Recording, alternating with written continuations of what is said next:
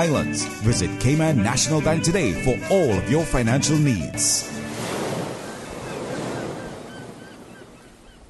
Why rush around paying bills when you can pay most of your bills online? Cayman National offers an extensive list of service providers. Visit CaymanNational.com and log on to our personal or business online banking systems. Not an online banking customer? Contact their customer support team on 949-8300 for more information. Oh, I think they're doing a great job. A lot of them are. Good afternoon, Dwayne. How are you? Not too bad, sir. Ladies and gentlemen, Radio Cayman's Talk Today with Sterling Dwayne Ebanks. But I do have some questions. There are more questions than answers. Radio Cayman's Talk Today. If you're ready to talk, we're willing to listen. Well, I really enjoy this program today. Cayman Islands' foremost listeners participation program. May God bless every person.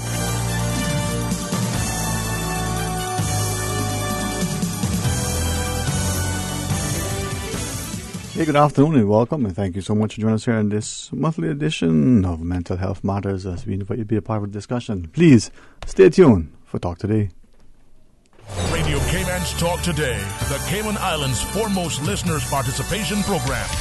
We ask our listeners to avoid statements or comments which are abusive, derogatory, malicious, or defamatory. Do not use any indecent language or make any statement which is false or misleading. Email talktoday@candw.ky or call 1-800-534-8255. Courtesy of Flow. Cayman's #1 network that connects you to your world like never before. Let your voice be heard. Once again, here's your host, Sterling Dwayne Ebanks.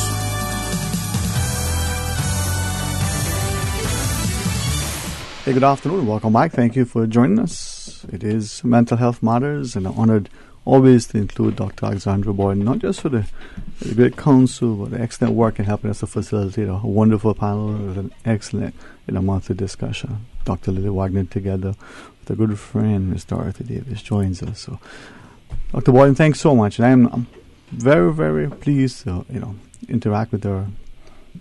We call her loyal friends.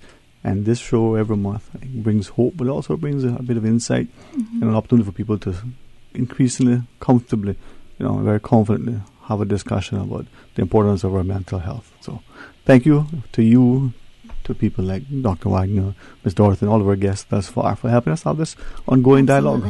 So good afternoon, ma'am. Thank you, and thank you very much to Radio Cayman as well for allowing us to have these discussions. So this month is actually World Alzheimer's Month, so really excited for this discussion. It's a topic we've not covered on Mental Health Matters before, but a very important one. And this show in particular is special because we're dedicating it to Dr. Wagner's father, Vanek, who would have been 75 today. So if you wouldn't mind to just share a bit about your dad. Sure. So it was about 12 years ago. It was on my parents' anniversary day, and he was driving home from work, and he got lost. And that's when it all started. And he was only 63 years old, and lots of, going to the ER, what's going on, what's happening. And eventually we got the diagnosis of Alzheimer's. And, he stayed with my mom for about 6 years or so, and then the last 5 years he was in the nursing home because then he was severely, had his severe Alzheimer's dementia. And then the last 6 months we put him on hospice, and then just a little over 2 weeks ago he passed away. So he didn't make it to his 75th birthday, which is today. So happy birthday, Dad. And so hospice helped a lot. It alleviated his pain, and he went peacefully. So I just want to take a moment, shout out. He was a great dad, so can't complain about that. And thank you for dedicating this show to him. I appreciate it. And thank you for that courage. I mean, to look at you and to see it's not just hold it together because you're naturally innately strong, but that love, that bond, that it's encouraging to those of us who are still walking that. So thank you for being with us. My pleasure. And we start to you're a champion. I think now when we think of Alzheimer's and support, you become synonymous. Thank you. Thanks for inviting me, Dr. Alexander. And Dr. Lily, also know them through. It's kind of like my voice started to become croaky when you said your dad passed, because, I mean, it's difficult to talk about because it was because of my mom's diagnosis that this there was a genesis of this association. Oh, wow. And I mean, she passed away 2 years ago, but it's still very difficult. So you're a very strong woman. Thank you. Yeah. See, I get it from my dad.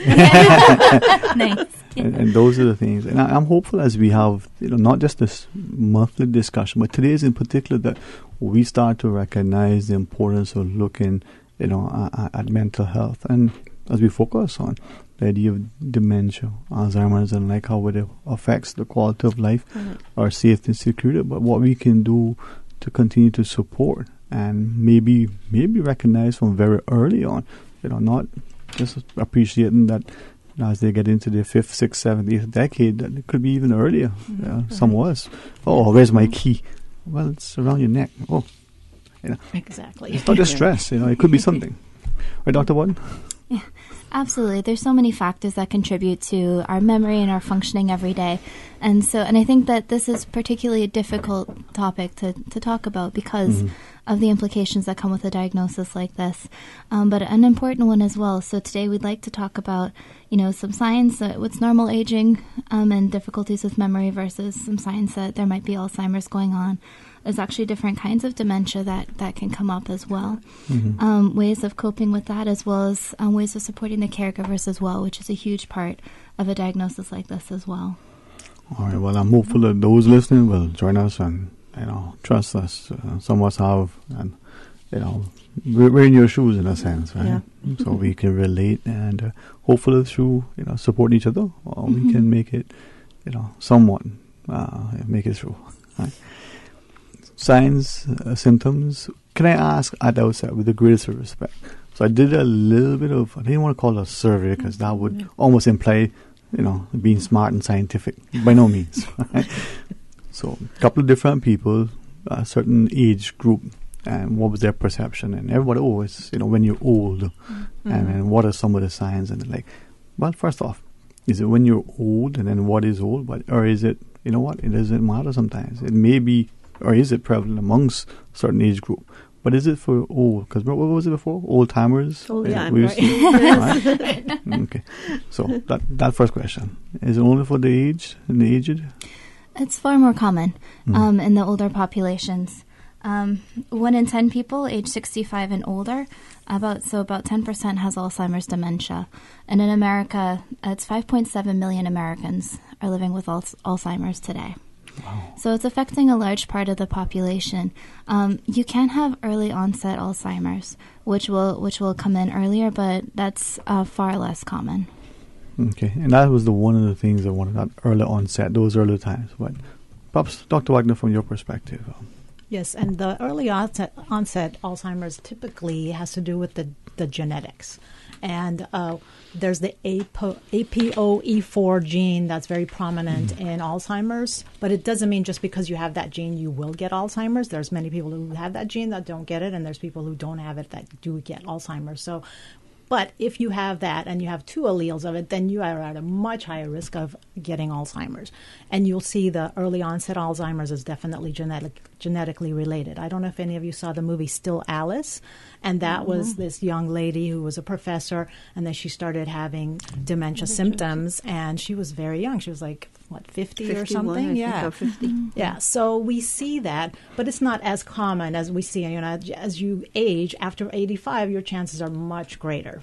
Absolutely. But we're seeing more and more people getting Alzheimer's, and it's because of a variety of factors. It's not just one. So we cannot do just a unidirectional approach. We have to do a multi-directional approach. It's multifaceted. There's multiple problems with Alzheimer's, and that's why one drug cannot fix this problem. Right. And they say by 2050, 160 million people will be affected globally with Alzheimer's. Right. I'm going to say that's going to be higher. And there's something, again, I'll ask you guys as the professionals to guide me and guide our discussion. A little bit of reading I've been doing, our diet, our environment, those things that impact our bodies seem to be some correlation. At least that's just my reading. I don't know if it's proven as yet, but maybe some things we could talk about. And if that would be a way to say, well, maybe now as we look after ourselves and after our children, could we make some meaningful changes? But just a thought, right, Dr. Wagner? Absolutely. And you read correctly. Okay, right. See, that inquiry has some things. No, what's in the inquiry? Find good information on Google. Yes. Thank you. Mr. Google was doing that. Oh, man. But I want to like to joke sometimes because it makes life easier. But it is. And to those who are listening, I think when you do read, look at what you're reading, and then cross-reference and clarify. Ms. Dorothy? So I was also what Dr. Lily said. Our theme this year, World Alzheimer's Month, is every 3 seconds someone in the world develops dementia. And that's very, very frightening when you say the numbers of how many people, and like what you say, I think it's going to increase. And not only about it. Here in Cayman, I know 3 families right now that may have 2 had vascular. I think they were diagnosed with vascular dementia. So one is like just 21 years old, and then 2 are 40 and 40s, and one is now 54. Yeah, so we're seeing younger people, but some people say, oh, it's just a little bit of dementia, but nobody has a little bit of dementia. It's like I always say, do you have a little bit of diabetes or something? So people getting around, our association has been, this month is heightened awareness, but all through the year we try to educate people and not to kind of like stamp out that stigma of dementia, Alzheimer's. It's like a horrible disease and so forth. Get people educated. These people are still they have young families. One little one, 21-year-old, doesn't have a family, but she had a stroke. She can still come out and do things and get them involved in the community, and that's what our association will do. All right. Well, when we come back for our break, certainly invite you to be a part of the discussion. If you want to call 949-8837, or you can call toll free at 1-800-534-8255. Yeah, that masculine husky voice you hear isn't Susan. She's the soft, sultry voice. But if you want to know who it is, right, you need to call and say hello to him. There's a particular thing that you can say to him on this day, but we'll tell you more about it. We'll get him blushing as red as his shirt. So stay tuned for Talk Today. Brandsource Home Gallery has been appointed the exclusive Cayman supplier for Duravit bathroom products. Duravit is the leading international manufacturer of bathroom ceramics, tubs, and showers, recognized around the world for beautiful, functional products. Winner of top industry awards, Duravit collaborates with leading European designers to provide the most elegant and innovative bath products. If you're ready to bring style, comfort, and innovation to your bathroom, visit Brandsource Home Gallery to see the new Duravit showroom and meet the in-house bath designer. Whether you're planning a functional family bathroom or a personal spa retreat, browse the Duravit collection and be inspired. Brandsource Home Gallery, delivering a new standard in custom designed bathrooms. Brandsource Home Gallery, Dorsey Drive, Industrial Park. Hey, are those new glasses on Will? Yeah, we went to Optical Outlook. Wham, bam, easy exam. Finally, an exam he could pass. And we had the glasses the next day. Easiest part of our back-to-school shopping for sure. Book your child's eye exam today at Optical Outlook. Call 746-2020. Save 50% off a complete pair of glasses with any student eye exam. Now extended until September 28th. Come see the difference with Optical Outlook, located in the Caymanian Village. Follow us on Facebook and Instagram. Mark your calendars. Radio Cayman's Breeze Fusion Walk Run is coming. Sister Islanders, save the date. Saturday, November 24th. Breeze FM and Radio Cayman will be returning to the BRAC for the 3rd annual BRAC Breeze Fusion 5K Walk Run at the public beach on South Side. This year's 5K event will be raising funds for the So and So Club. Registration is only $15 for adults and $10 for kids. For more information, visit CaymanActive.com. The word of the week is empower. Yeah, that was my part. Yeah. Okay, so I record? Go ahead. The word of the week is empower. EMPOWER. And this week we're featuring tribute music as we honor the memory of Melvin Augustine and Aretha Franklin. Also join us for an interview with Cayman Proud of Them honoree Zola Jones from our Flex family. And Zachary Moore. That's right. So join us this Wednesday from 4 to 5 p.m. right here on Radio Cayman 89.9 FM for Youth Flex. A program for all people by young people. Youth Flex, more than talk. What you want, baby, I got.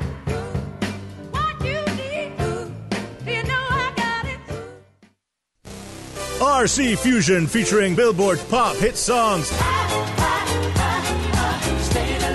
and more from the 70s to the 90s. RC Fusion. Weekdays from 10 a.m. till 12. RC Fusion, brought to you by Merengue Town. Take a walk on the wild side. It's time to feel the rhythm, time to feel the vibes. It's time for Merengue Town. RC Fusion. RC Fusion.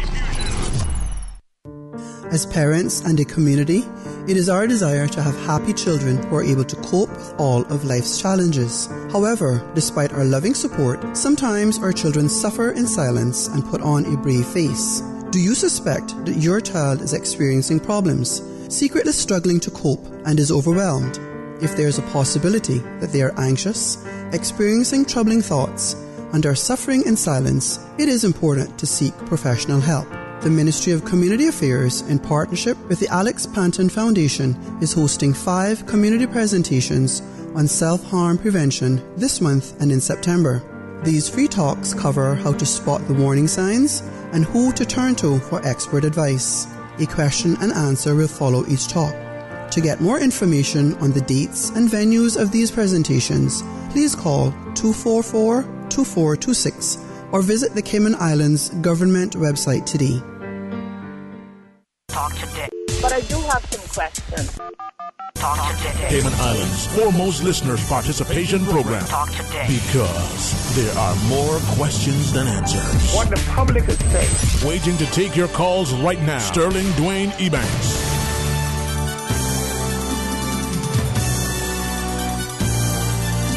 Good afternoon. Welcome back to Talk Today. Thank you for joining us as we invite you to be a part of our monthly Mental Health Matters. Dr. Alexandra Boyd, Dr. Lily Wagner, and Mr. Arthur Davis are our guests. And as we speak of the whole issue of Alzheimer's and dementia, Dr. Boyd and I are thinking, difficult topics like this, you guys make it so much easier, not only to discuss but to understand and to hopefully position our listeners to be able to have, at least to start to have a conversation with friends and family and to appreciate how it could impact our lives. So very much appreciate it. So as we go into our discussion, lead us away, Mom. All right. So we talked about I think a lot of times Alzheimer's and dementia are used together. Mm-hmm. So Alzheimer's is one kind of dementia, but there are other kinds as well. Actually, Ms. Davis had referred to vascular dementia, and the differentiations are important for prognosis, for understanding what to expect with the course of the disease, and they come from different places as well. So vascular dementia is often related to strokes that have happened, and there's also other diseases that can lead to other kinds of dementia as well, such as Pick's disease, Creutzfeldt-Jakob disease, and there are a few others as well that tend to be more genetically based. Mm-hmm. Dr. Wagner? And there's Parkinson's, of course, as well as Huntington's, which is very genetically based. Yes. Predominantly genetic. Yes. And that's very young as well. Very young. Yeah. You could have 2 onsets, whereas juvenile onset Huntington's, and the other one is actually adult onset Huntington's. But 60 to 80% of your dementias that you're going to see are Alzheimer's. And some of them are very rare, and some of them, which one's the rare one? Creutzfeldt-Jakob is the rarest form of all of them. And, of course, Wernicke-Korsakoff syndrome, that is basically a lack of vitamin B1, which is your thiamine, and that's due to alcoholism. So don't drink too much alcohol. That'd be one of those lifestyle changes we were talking about. Any kind of alcohol. What with that? Are there certain, come back to that, are there certain alcoholic beverages that may be more prone, I'm thinking stronger, or the different types of whatever is mixed with or whatever that's made with, that might be more prone? Yeah. Well, your hardcore liquors, of course. Wine, wine you can get away with just but one glass. I mean, everybody, and not the big glasses, right? Not the one where you put a whole bottle in it. That one doesn't count. A small glass. We're talking 6 to 8 ounces.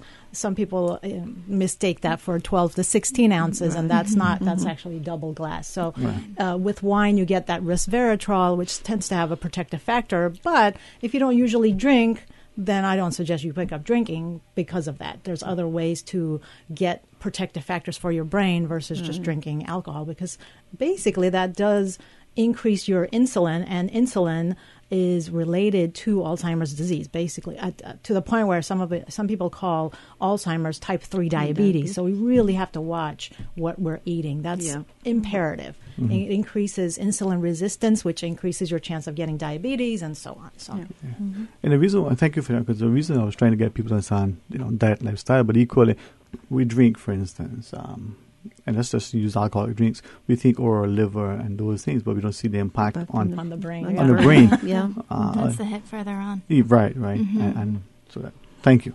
See that? Why I talk today? Sometimes you learn things. Well, and I'd say, especially with older populations, drinking, especially medications, there's a lot of physical changes that come with it as well, and so that can be one of the things that makes it hard to diagnose what's going on as well. Mm-hmm. Yeah. Now, male versus female. Now, we understand age to an extent, and other when you say early onset and the like, but male versus female. Prevalence amongst... Definitely female. About 2/3. Yeah. Female. That's what we've seen also. But and I would equate female. that to our hormonal changes throughout our lives, because hormones do matter also with as far as our brain protective factors. And women get pregnant. So what else is happening with all these hormonal changes is that we're losing a lot of sleep. And sleep is another nutrient that our brain needs. If you don't sleep, you're going to have memory problems. There's no question about it. So make sure you get quality and quantity of sleep, which is uninterrupted sleep, at least 7 to 8 hours a night. Some people are like, oh, I don't need that. I'm like, you might think that right now. But once, 10, 20 years down the line, you're going to be saying, well, where are my keys? And where is my checkbook? And first of all, where do I even bank? We got problems. And that's the thing, that sleep that we don't appreciate, that how important it is. Mm-hmm. So thanks for sharing that. I think many people don't, especially in this world, we're constantly engaged with our devices. We're at work all the time. We're so busy. We think our lives are, that hectic. And we may be important. I mean, we may be the premier, but still we need to take care of our bodies, right? Yeah, 100%. Our body and mind, our body and our brain are not separate entities. So if your brain is good, your body's going to be good. If your body's good, your brain's going to be good. So you can't just look at your physical self and say, oh, well, I'm working out, but then at the same time, I'm not really sleeping. Or at the same time, I'm not challenging my brain by doing things that are new and exciting and that will invigorate and wake up our brain. Our brain wants to learn. Our brain is geared for learning and tasks and challenges. I mean, that's what we did. Our ancestors did it, So we have to honor that and learn new things and start living this sedentary lifestyle of binge watching Netflix. All right. Now she tells us. I mean, yesterday was raining. I mean, I'm guilty too. Take it in strides. Yeah, a little bit. Yes. You want to make it sustainable for sure. Yeah. And a lot of the things we talk about for managing stress on a day-to-day basis, we talk about the daily benefits of it, but on this show in particular, we're seeing the long-term benefits of making those harder decisions each day for really overall quality of life and prolonged quality of life as well. Well, for those who are listening, I invite you to give us a shout, 949-8037 if you want to be a part of our discussion, or 1-800-534-8255. It is our monthly Mental Health Matters, and the idea of dementia at different times. And yes, Alzheimer's may be the one that we may be more familiar with, but from the Alzheimer's and Dementia Association, Ms. Dorothy Davis, together with Dr. Lila Wagner and Dr. Alexandra Borden, our guests. Signs and symptoms earlier, we kind of just maybe revert back to that, because some of us would think, well, yeah, I'm busy and I'm stressed, and where is that thing? And it may just be that we're so hectic, we need to take a break, get a bite of chocolate, dark chocolate. No. Over 80%. There you go. See? I knew it was a good reason. Good quality chocolate. Fair trade. Yes. No, but sometimes that's maybe what it is. But I was wondering a couple of things. We become so hectic in our lifestyle that could, over time, affect our lives. But even in absence of that, are there things that may be starting to happen in our lives that we may not be as cognizant of, or we may not be able to acknowledge, but our friends and family will notice? Yeah, last week you parked the car in the supermarket and you can remember where it was, In fact, you didn't remember you drove my car. Little things. Well, share with us. What are some of the potential indicators, and then what are some of the, if there are any, perhaps more definitive indicators? So, go ahead. All right. So some symptoms may be difficulties performing simple tasks. So like you said, things that they used to be able to remember, they're now having a hard time. I think Dr. Wagner had shared about her father getting lost on the way home. Unable to recall or describe specific instances when memory loss has caused problems before. So not able to remember things as well as they used to, repeating things in conversations, and commonly misplacing things or losing things, forgetting conversations or appointments, difficulties remembering names of people that they've met recently, difficulties following the flow of conversation. And so it's going to be smaller things at first before it gets to, the more advanced forms of it, where there may actually be larger pieces of information missing and larger gaps in their memory. Yeah, and then we go into word-finding difficulties, incorrect spelling, incorrect addition, subtraction. They can no longer balance their checkbook. They can't even tie their shoes to the point where it's just they leave the stove on, the iron on. They don't even remember that they left it on. And that's when we get into the danger zone. And for my dad, there was a few instances. I'm like, wait a minute, okay, 10 times 10 is not 10,000. So, simple math where he was like a math whiz who could do anything in his brain. That's when the triggers, I noticed things that were happening. And then I found out later, my mom said he did park my car somewhere in the parking lot, and he called her in a panic, didn't know where the car was, where he parked it. So these little things came up later. We found out he wasn't paying bills for 6 months, and because she wasn't involved in that, it was well hidden, So Right. I think that's Ms. Dorothy. Yeah, I was just going to also add that some of the, like when we go in to do family presentations, we do private presentations, and we have discovered some of that also, like where the light bill got disconnected and the wife said, why wasn't it not paid? And you just discover there are other things that are going on. But also another thing is the confusion here for a lot of people are the roundabouts. We found that people who are not diagnosed were having issues going around the roundabouts. They got onto roundabouts and they could not get off the roundabout, and nobody ever recognized that. They keep saying, how do you get off of this roundabout? When they came to sit down with them and say, I think something is going on with my brain. We had one lady, she was a nurse, and she said, I know something is going on with my brain. She said, my husband doesn't think it, but I know there is something. She said, I get onto a roundabout, and this was a roundabout by Hurley's, and she said, I could not get off of it. I just didn't know how to get off of this roundabout. And I sat there and people just passed me by until she finally decided to move. Yeah, so that is another. Things like my mom, for example, always put cinnamon sticks in. She was a great cook. Started putting cinnamon sticks in the, what was it she was cook? Rice and peas. And she put cinnamon sticks in it. And when you tell her, Mom, this is before we knew anything was wrong. You don't put cinnamon sticks. She said, oh, yes, I always cooked it that way. So there are little funny things and like finding like money in the refrigerator and, little things like that.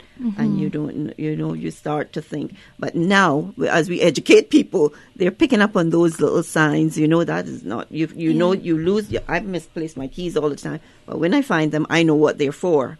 Yeah. And sometimes, many times, you look at these things, these objects, and you have no idea what they're for. So, from that perspective, us, the individual, perhaps we need to be conscious of, well, wait a minute, this little thing doesn't seem right. So, in that case, maybe speak to a family friend. Maybe when we go to a physician, they say, by the way, I've noticed. Should we sort of draw those things to a family or physician, a family physician attention? Yeah, you should talk to your doctor about what's going on, because there's other things that can cause similar symptoms as well. Especially with the older population, depression can cause difficulties with memory, not normally to the level of what we've described, but it is something that can impair it.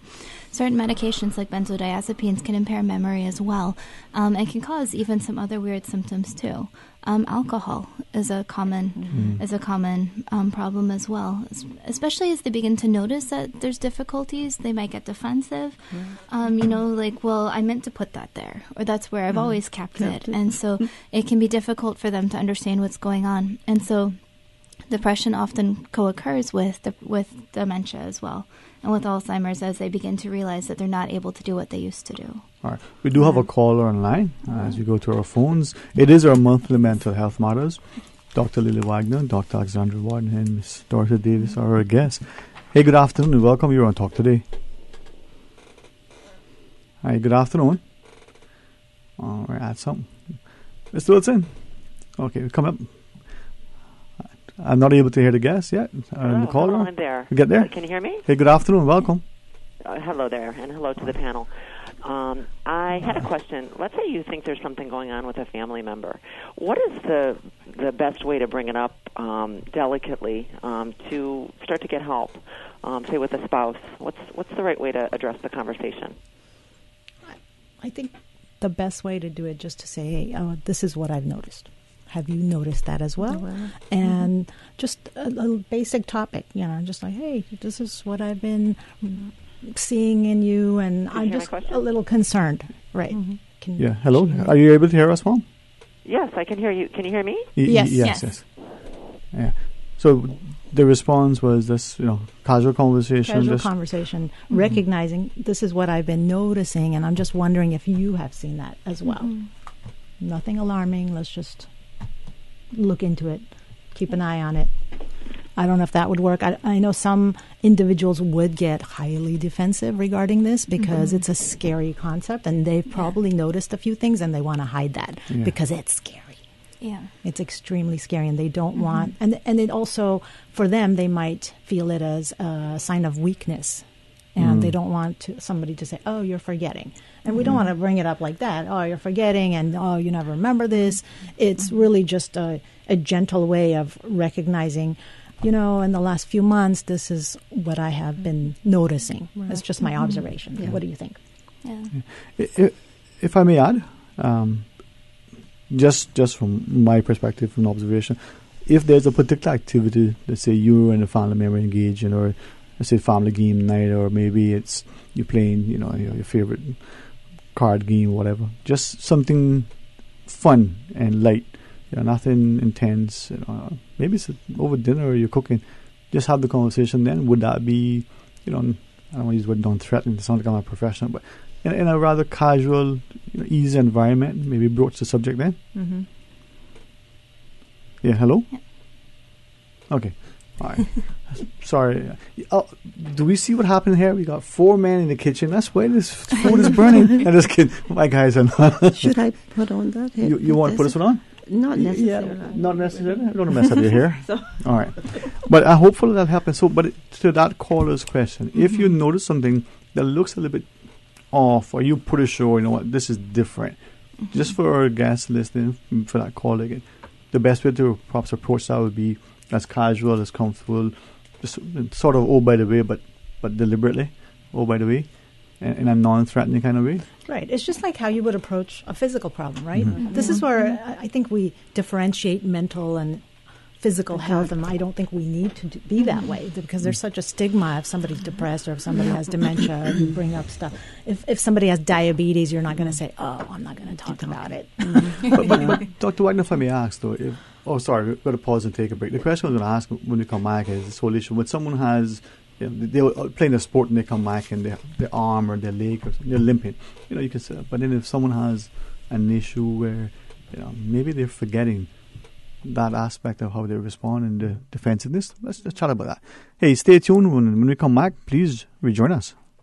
The summer party has started, so watch out for great mobile deals and amazing free gifts from Flow. This summer, get the LTE Stream and Talk prepaid combo that suits you on the fastest 4G LTE network. Share the summer fun with a Flow Large Up combo for $19.99 with 2 gigs of data and 500 minutes to any local number. Plus, you can get free gifts from Flow, like barbecue grills, groceries, and air travel vouchers. Visit discoverflow.ky for more. Terms and conditions apply. Get your Flow prepaid combo and say, "Watch out, summer."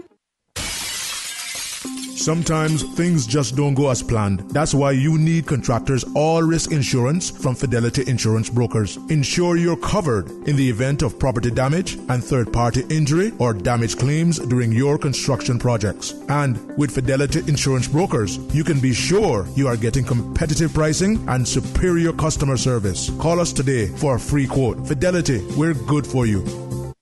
Did you hear that Vant Motors has your sale going on now and you get your choice on the money you'll save on your new car or truck? My sale? My choice? Really? Yeah! Yeah, and they have lots of cars on sale, some up to $7,000 off. Sounds pretty good. It gets even better. You can choose to take the full discount, or you can get some or all of it as cash back. Extra cash back would be great. Exactly. And you can even use the savings to extend your warranty or service plan so you'll drive worry-free for years longer. Another good idea. If you want to upgrade with something like a new roof rack or backup camera, you can choose that too. Wow, I get to choose? Yeah, that's why it's your sale, your choice. Going on now at Vant Motors on Walkers Road, while stocks last.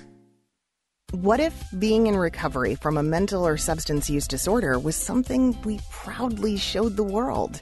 You might be surprised. Millions of people are in recovery, sharing hope, help, and support with family, friends, and community. Join the Voices for Recovery. If you, your family member, or friend are in need of support, please contact Department of Counseling Services at 949-8789. Radio Cayman Super Jam Show. Tune in every Monday through Friday from 3 to 6 p.m. for Radio Cayman Super Jam Show, the #1 drive time entertainment show on your radio. Another proud sponsor of the Super Jam Showdown. Love your lack of fresh vegetable. The Georgetown Farmers Market, offering the freshest in local produce, preserves, and crafts. Be proud to be Caymanian. Shop local at the Georgetown Farmers Market today.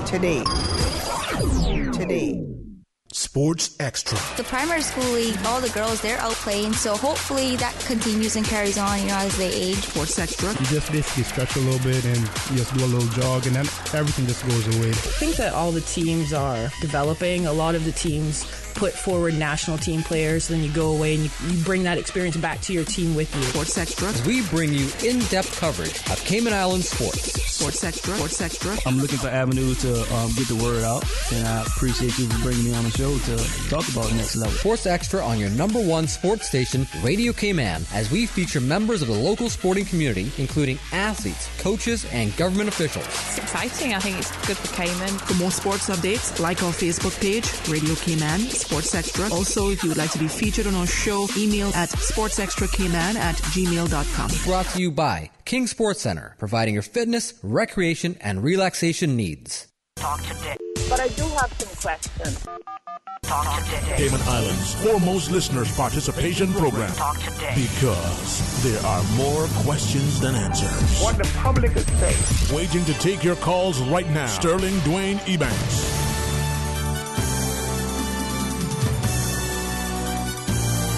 Hey, good afternoon and welcome back. And thank you for joining us. And for those of you who had to suffer through, watching me on video, I do apologize. And you should be seeing my brothers. They're much more handsome. But hey, you know what? That's why I did radio. I keep telling them it's normal, Just blanket the screen. But she insists that I get not only, competent, very confidential and confident guests, but, those who are aesthetically pleasing. So. I'm so grateful that we can find all that, wonderful people. Dr. Alexandra Borden, Dr. Lila Wagner, and Ms. Dorothy Davis. Yeah, some days we actually laugh in here. Yeah, it's good. It is our monthly mental health matters, and thanks so much for being able to have these discussions, because it's been very, very helpful. I mean, I've shared on many occasions, some of the links, some of the information, just printed off things and give people a chance to be able to ask a question or get a clarification or point in a direction. Mr. Wilson, was there 4 callers online? No? Okay, no, he was ordering lunch. Sorry, I thought Susan was the one that did that. But we're talking about Alzheimer's and dementia, and they're not the same. They're not synonymous, right? It's just one aspect. Alzheimer's is one kind of dementia, right? Yeah, I think that's. And I recognize that, but I know that with respect, many of us assume it's one and the same. It's not. Yeah, people do get confused, and they vary between, because we try to, when we do, especially like yesterday, we had our inaugural service at East End Church, and we tried to explain, it's an umbrella term. That's what we did. We just say it's an umbrella term, and under that umbrella, these are Alzheimer's being the most common, and then all the others. Yeah, because people do get confused. All right, now prior to the break, we were asking a few things and chatting with it, and that person who may notice something, perhaps it's a conversation, and what's that word again? Yeah. Because it has happened to some of us, and it's just it's no big deal. Then it happens again, and you're mid-sentence. Oh, I lost my train of thought. When is that just maybe life, or that is something that you know what that's happened a little bit too often, or that's a little bit other characteristic for me. And it's also when you can't retrace your steps. So let's say you're going into the room to get something and you're just like, I forgot what did I come in here for? But then most of us can retrace our steps and go back and say, okay, yes, that's what you pass by a specific, I don't know, maybe a glass or a mirror, something that triggers that memory to say, oh yeah, this is what I wanted. It's that difficulty to retrace the steps in order to remember what you wanted to remember. When we can't do that, that's when we are in trouble. And recognizing that is important. Not ignoring it is important, because now we need to become very proactive. And this is what I really want to stress in this topic today, is that we can't just sit here and wait for medication to fix this problem. This is nothing that's going to go away fast, and there is no monotherapy for it at this time. There hasn't been a drug out for 15 years, and those drugs are ineffective. So we need to recognize that. What can we do right now in order to get into our brain health and take care of our brain? Because that, if you don't have your brain health, everything else just falls apart. And that is something that I think many of us take for granted. It's just there, it does all these things, and it's only when something is wrong. Because we don't see it. We don't see it, And it's just like that person who may come home from playing a sport, or may even just waking up that morning and, neck's a little stiff, arm is a little, they notice it. But with your brain, you're cooking, and you go, was I going to put the vinegar in olive oil? What was I going to do? And then you become, in some cases, you can become frustrated with yourself and with others. And then the situation, what do we do? But I bet you find more people would go, if not a scrape or a scratch or something, would go to the doctor for that. If they started to forget or become confused in little things, they're not going to go to the doctor, to check that out or something. They'll just describe it. It's a bad day. Which is unfortunate, because it's good for us to get tested. There's various things you can actually do online if you don't want to go see your doctor. Do these little tests that you can do as far as memory tests to see where you're at. And then check it every 3 months to see if you're declining. Now you really need to pay attention. If you're the same or it's increased, they're like, okay, maybe that was just a little blip of my brain at that time. But the more, again, you need to be engaged in your own health care. That's the key, because, again, nobody's going to take your hand. Nobody's going to come and take care of that. We just need to make sure we learn about it and we recognize the symptoms of it and notice, is this normal or is this abnormal?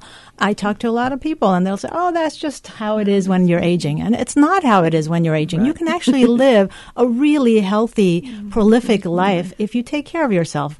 Mind, body, soul, right? Right. Mind, body, soul. All right, let's pause and do our headline news. Okay. When we come back, let's talk about some of those things and maybe the things we can do and how we can help it. And perhaps remind us how important sleep is. Maybe we'll take a 5-minute nap during this break. All right, stay tuned for Talk Today. Continuing the Caymanian tradition. Let Cora keep my ground so clean. The heart and soul of the Cayman people.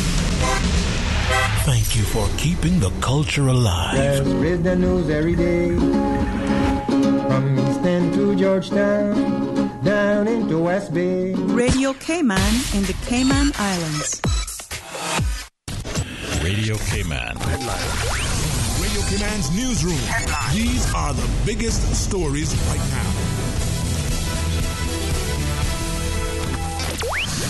Shortly before 7:30 p.m. on Sunday, the Royal Cayman Islands Police Service officers responded to a report that a man was found unresponsive at an address on North Sound Road in Georgetown.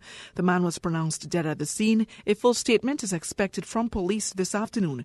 Make sure to keep it locked as we follow this developing story. Good afternoon, I'm Dion Anglin with your headlines. In news elsewhere, officials in Brazil have blamed lack of funding for a huge fire that has ravaged the country's National Museum, one of the largest anthropology and natural history collections in the Americas, was almost totally destroyed in Sunday's fire in Rio de Janeiro. There had been complaints about the dilapidated state of the museum. The fire started on Sunday evening after the building, a 19th century former royal palace, closed for the day.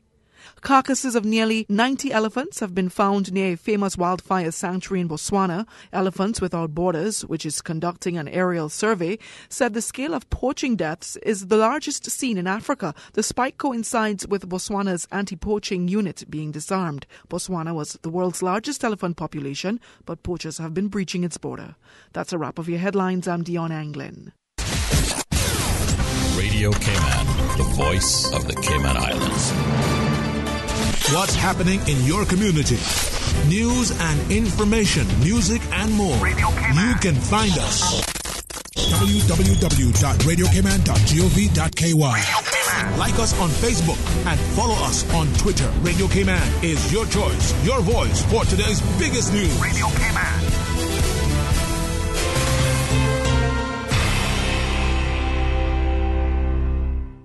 Honey, our fridge has stopped working again. Everything in the freezer is melting. We need to get this repaired right away. I'm calling Brand Source Service. When you need the very best appliance service, call Brand Source Service at 623-5000. Offering service and installation of all brands and models of appliances. Brand Source Service is Cayman's source for appliance parts and repairs with qualified and experienced technicians and the island's largest stock of appliance parts. Brand Source Service will have your repair completed in a flash. So, whatever the problem is, call the experts at 623-5000. Brand Source Service, Dorsey Drive, Industrial Park. Telephone 623-5000. Not all insurance is created equal, but who has the time to shop around? Take the guesswork out of your insurance coverage with Fidelity Insurance Brokers. Let us match you with the best coverage to suit your needs at a price to suit your wallet. Plus, get superior customer service from dedicated claims professionals to ensure speedy claims processing. Get your insurance through Fidelity Insurance Brokers. Call us today at 949-7822 for a free quote. Fidelity, we're good for you. Come on, let's go. Mark your calendars. Breeze Fusion Walk Run is coming. Radio Cayman's Breeze Fusion Walk Run is coming. Saturday, November 3rd in Grand Cayman and November 24th in Cayman Brac. Visit CaymanActive.com to register today or stop by Radio Cayman on Elgin Avenue. This year's funds go to benefit the NCVO, the John Gray High School Music Department, and the So-and-So Club of Cayman Brac. Cayman Islands' foremost listeners' participation program. Because there are more questions than answers. What the public is saying. Waiting to take your calls right now. Sterling Dwayne Ebanks. Good afternoon and welcome back to Talk Today. Thank you for joining us. It is our monthly Mental Health Matters, and in the studio, Dr. Alexandra Boyd, Dr. Lila Wagner, and Ms. Dorothy Davis.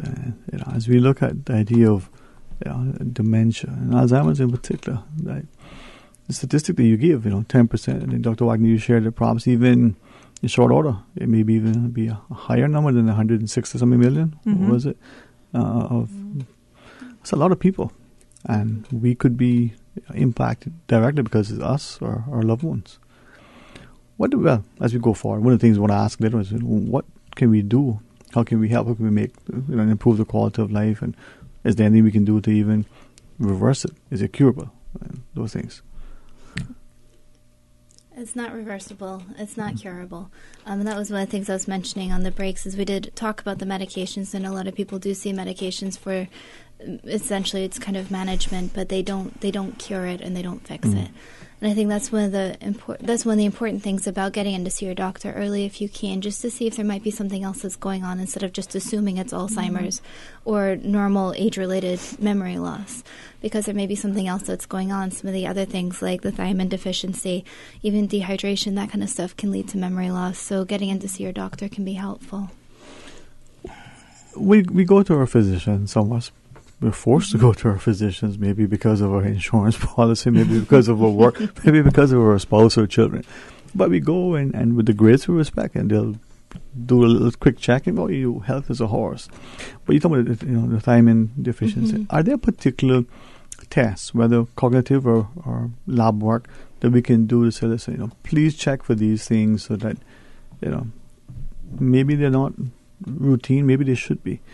But would I know that, I've been deficient in certain areas unless it was specifically ordered, or is that part of the CBC Chem 4, PAL 6, whatever it is. Right. The physician. I mean, we don't ask. Few of us really understand what the physician is saying. All we want to know is, hey, she tells us, you're good, see you in 6 months or in 6 years, whatever it is our next around. Right. I recently finished a book called The End of Alzheimer's, and actually the fact that I've always thought that Alzheimer's can't be reversed, and you can't. This guy debunks that. Oh, so nice. technically he has a program called RECODE, which is reversal of cognitive decline, and he has this multi-pronged approach as to how we can actually take these individuals who have memory loss, they have stopped working, and with this protocol, he has brought them back to life. Now they're going to work. Now they're leading an active life, and it's going through these various different processes. So it's not a hopeless fact. It's just we just need to take active role into our own health to see and go see the correct doctor. If some doctor is just telling you, oh yeah, just take this and come back and see me in 6 months, I see that as a problem. We need to be more active about it and recognize there's multiple tests that you can do. Thyroid is one. All your hormone levels should be checked. And just because they show up in that level of normal range doesn't mean that's normal for you. So you could actually be low in something. You're not addressing your thyroid, and now you're going to have memory problems. And you're like, but I'm in the normal range. It doesn't matter. So we need to really know our bodies. There's also DNA tests you can do that check for that ApoE4 gene. And if you have ApoE3, that's okay, but you could still get dementia. It's looking at definitely your sleep, your gut, your nutrients, your exercise. How much exercise are you getting? Nobody talks about that. When you go to the doctor, they don't say, are you getting enough exercise where you're actually increasing your BDNF, which is your brain-derived neurotropic factor, which is actually a protecting for your synapses. That's a good protein to have. So go out there and you have to exercise to the point where you're doing 60 minutes 5 to 6 times a week where you're sweating. Sweating it detoxifies your body. And you're also increasing this BDNF. You also want to maybe do some fasting, because when you have fasting, you're going through what's called autophagy, which is basically you're eating your own cells. So it's kind of a bit of a cannibalism. But, if you think of it, recycling, that really starts rejuvenating things. We have to look at our mitochondria. How healthy is our mitochondria? That's our lifeline, right? So if we just say, oh, well, just, there's no cure for this, it's hopeless, this guy has debunked it. And we need to get MRI tests with volumetrics that shows us what's going on in our brain. Do the protocol, retest it, and then see where your brain's at. That was some of the reading I was doing over the last couple of weeks since she assigned the homework. Confession, I got lost a couple of times. Okay, what was she talking about there? And some of the words, so I did my little note, not because I think of dementia, Alzheimer's, I just didn't understand the language, but I went back. With the greatest respect to the medical profession, I found that even these things, having a conversation with your physician, I tried it. One, don't be concerned. That's not, you're not even ready for that yet.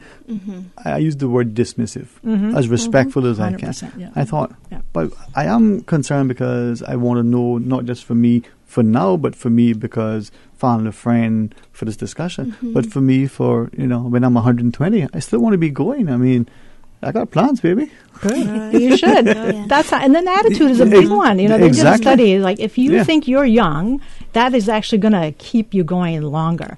And I have always told my husband, I'm like, see, I'm a feisty little one. I'm going to live forever. I won't go down that easy. That's right. I'm not going to go quietly that good night. No. You got to carry me kicking and screaming.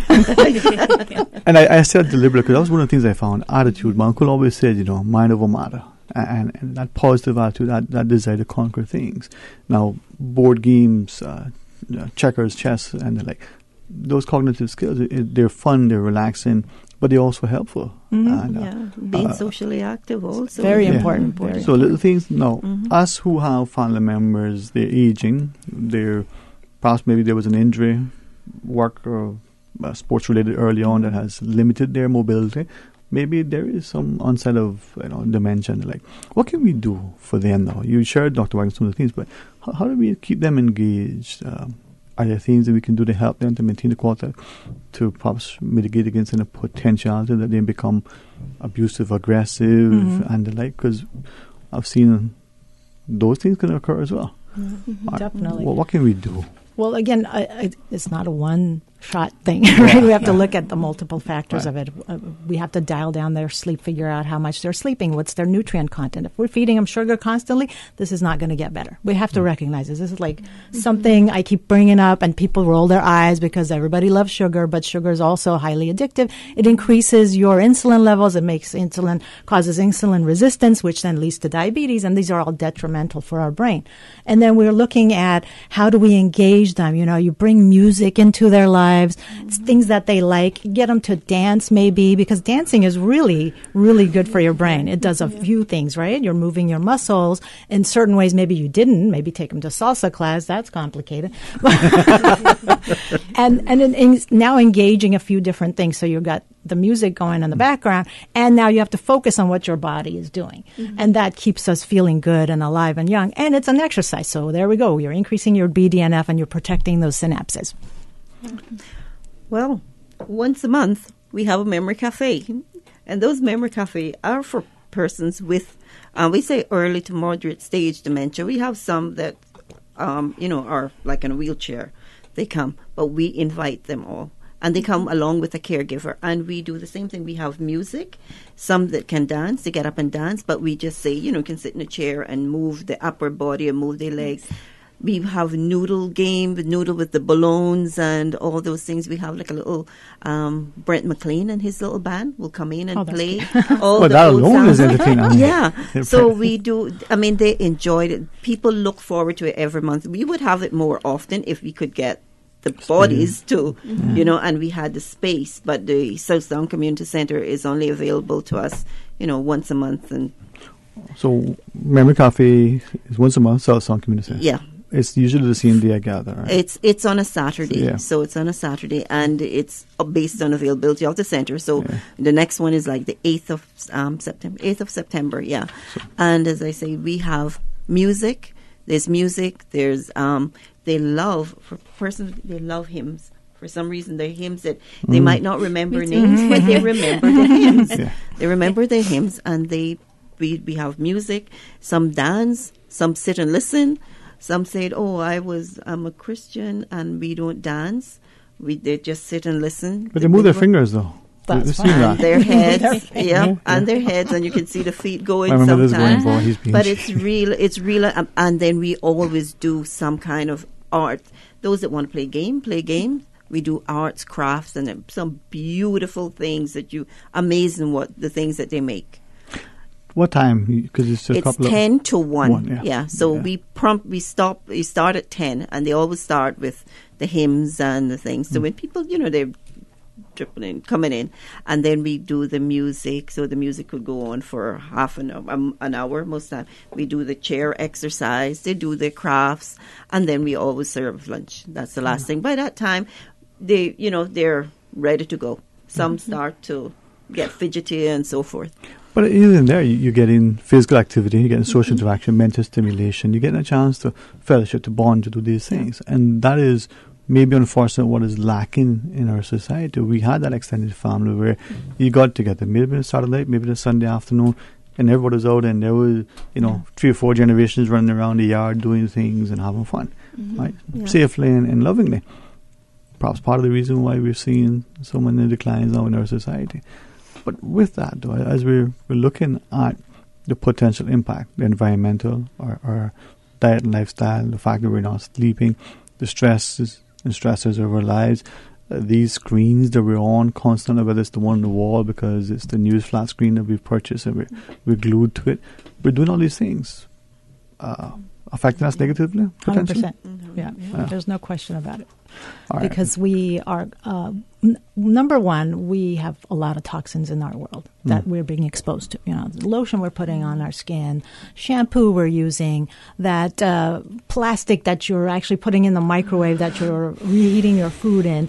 All these little things, maybe on their own, a small amount here and there, wouldn't bring that toxic load up in our body. But when it's all encompassing in different directions, that could be a problem.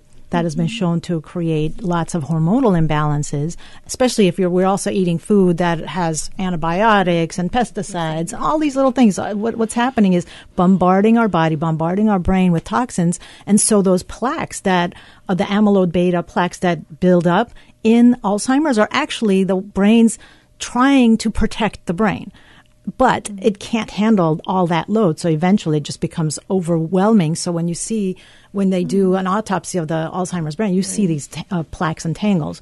And that's just the brain was trying to do its job protecting it, but because it's so overwhelmed, it can't do as much as it could if it was just in small amounts. And we have what's called neuroplasticity. So when you see individuals when they're younger and they have learned a lot, and I always say, no matter how old you are, just learn stuff and train to do something new. Let's say you've never played soccer or football before. Go learn how to do that. You've never played piano, go learn how to do that. All of this is creating more neuronal pathways. So now if your brain gets into Alzheimer's and there's degeneration, if you have a lot of other neurons, we won't see the signs and symptoms as much because you have protected your brain by doing all these little things. But to pass it to somebody, sort of like, different routes to different places. When Ms. Dorothy was talking about, learning the hymns, I was reading, I don't remember the term, but people that had a particular type of stroke, they mightn't be able to speak, but they can still sing. Right. They can and you're thinking, but you can't talk, but you can sing. If this song is a song that you knew. Yeah. Is that really true? Yes, it's a different part of the brain. So what my dad, and he didn't recognize us. I took him his harmonica. I used to play the harmonica. He just picked it up and started playing. Like, how do you remember that? But you don't know who I am. But that's the thing. I thought that was, wow.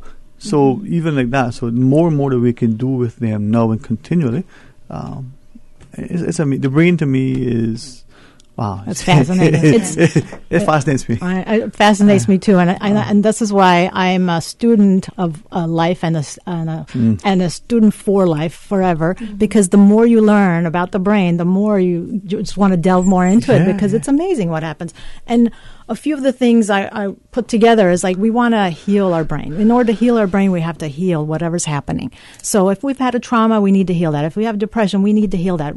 If you have gut problems, you need to heal that. And all of this works together. If you have relationship problems, heal that so that you can start healing every part of you as well as your brain because it affects us. So we want to have sleep. We want, which I call my 4 S's, is sleep, sustenance, which includes your gut, your nutrition, your hormones and exercise, serenity, and socializing. I have a 5th S. I know people to guess. Yeah, I know what you're going to say. That's sweets, a good one too. I was going to say that's supposed to be good for you too. Not sweets. Sweets. No, I wasn't thinking sweets. And that's exercise. Look at that. Even made Joe laugh, man. You see, and laughter, right? Laughter.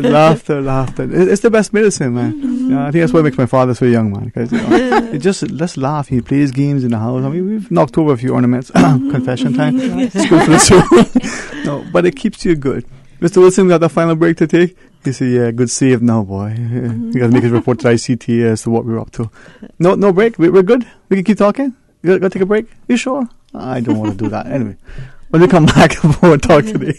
CUC advises commercial customers in the Galleria Plaza on West Bay Road that they will experience interruptions to their electrical service from 10:30 p.m. on Monday, September 3rd to 8 a.m. on Tuesday, September 4th, and from 10:30 p.m. on Tuesday, September 4th to 8 a.m. on Wednesday, September 5th. Customers affected include the Saltwater Grill, Azure Reality Limited, Waterman Cayman Surf, Escala, BuySmart, Tropical Optical, and Flow. All other businesses in the Galleria Plaza will not be affected. Motorists are asked to drive with caution when utilizing the Century 21 roundabout next to the Galleria Plaza, as the streetlights in that area and on adjoining roads will be affected during the outage. Temporary lighting will be in place. CUC will also have a number of vehicles and personnel in the area. CUC apologizes for this interruption, which is necessary to facilitate the upgrading of line hardware and utility poles to improve service to customers in the area. For more information on the outage and customers affected, please contact CUC's customer service team at 949-5200 or email service@cuc.ky. Do you know that conditions may change suddenly in an emergency and you may have to leave at a moment's notice? When a hurricane threatens, you should have a grab-and-go survival kit. This kit should include your personal identification and other vital documents, which should be sealed in a watertight pouch or container. For more tips and information, visit the Hazard Management Cayman Islands office or caymanprepared.ky. This hurricane tip is brought to you by Hazard Management Cayman Islands and Radio Cayman 89.9 FM. Attention Breeze Fusion fans and supporters, registration is now open for the 12th annual Grand Cayman Breeze Fusion 5K Walk Run. We are calling on you to help us in raising funds for the NCBO and for the John Gray High School Musical Department. Registration is only $15 for adults if registered by September 30th. The walk run will take place on Saturday, November 3rd at the Smiths Bacadeer in Grand Cayman. But you must be registered by September 30th to take advantage of the lower fee. Visit CaymanActive.com to register today or stop by Radio Cayman on Elgin Avenue. Does your business support or organise community projects that reduce crime, protect the environment, or improve the quality of life for the most vulnerable in our society? Submissions are now being accepted for the Chamber's Community Impact Award. Visit businessexcellenceawards.ky and apply today. The Chamber's Business Excellence Awards are proudly supported by Cayman National, Broadhurst Attorneys at Law, and Picture This. Don't forget to tune in every Monday through Friday for the 7 a.m. news, brought to you by Cayman National Bank, proudly serving the Cayman Islands since 1974. Visit Cayman National Bank today for all of your financial needs. Cayman Islands' foremost listeners' participation program, because there are more questions than answers. What the public is saying. Waiting to take your calls right now. Sterling Dwayne Ebanks.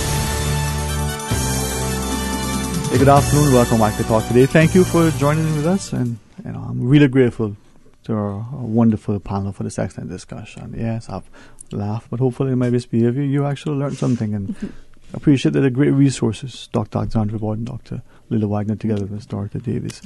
We take our lives, I think, sometimes not serious enough. Sometimes we take ourselves too seriously. But this issue is something that we can address if we do it together. Alzheimer's and Dementia Association, I call it ADASI, right? Yes. Of the Cayman Islands, is there to support us. Our psychologists and counselors that we have can help us, our family members, give us the support. And if we understand maybe what we're potentially facing, we can help ourselves and help them and improve the quality of life. But something that I think Dr. Wagner, you shared earlier on, be cognizant of it now, before it happens. There are things we can do to either, I like to believe, prevent it altogether, but at the very least maybe delay it, manage it, and still be very cognitive and function, have a quality of life. I mean, nobody wants to be in a position where they're not in control of their faculties, hopefully.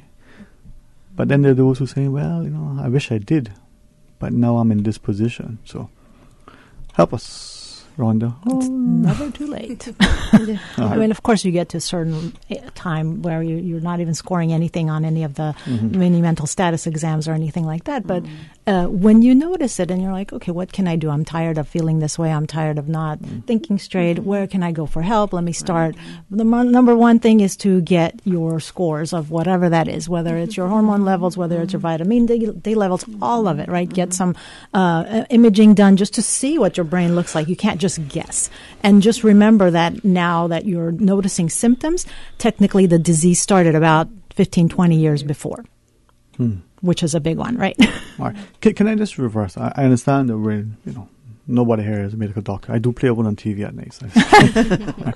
So for some reason, well, no, actually, we didn't go for some reason. We're going specifically because we want to know. So we managed either through our own funding, we've encouraged or got our insurance to cover it.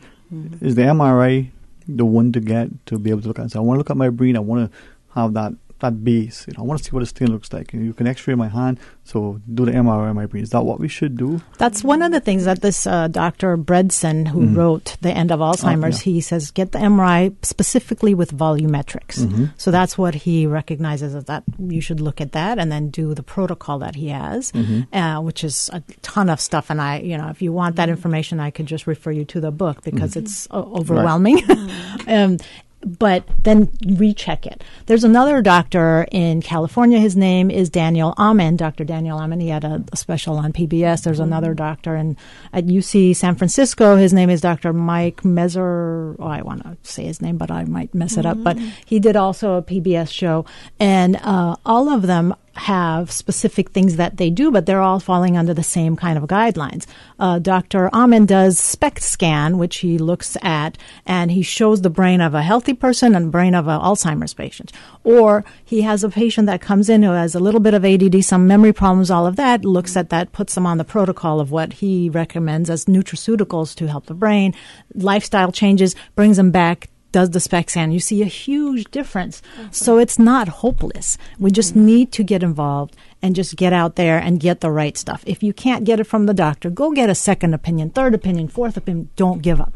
Well, if I may ask, and thanks to this listener, whom I respect greatly, not just because of his professionalism, competence and all that, but just a great guy. He said, sometimes don't forget that insurance companies will openly refuse to cover because to them, quote unquote, these things are just experimental. But we're saying that if you have a baseline, like anything, you want to know what is it that you're dealing with going on, you have this comparison. Your physician may be inclined to do it because he sees the importance of it, but the test itself is something that for you, well, that's a bit much. You can't afford it. You pay the insurance, it's not going to cover it. You're kind of between a rock and a hard place, or between an insurance company and, the and devil. That's a problem. That's a problem I recognize, and things are expensive. Don't forget there's negotiation. Okay, always negotiate. Don't just take that amount and say, oh, that's it. You can always negotiate with hospitals, with your physician. Just say, hey, I can only afford this, this, this, and that. And what I find interesting, and I've seen, is people spend more money on their hair and nails than they do on their health care. So we do have money. But some of us.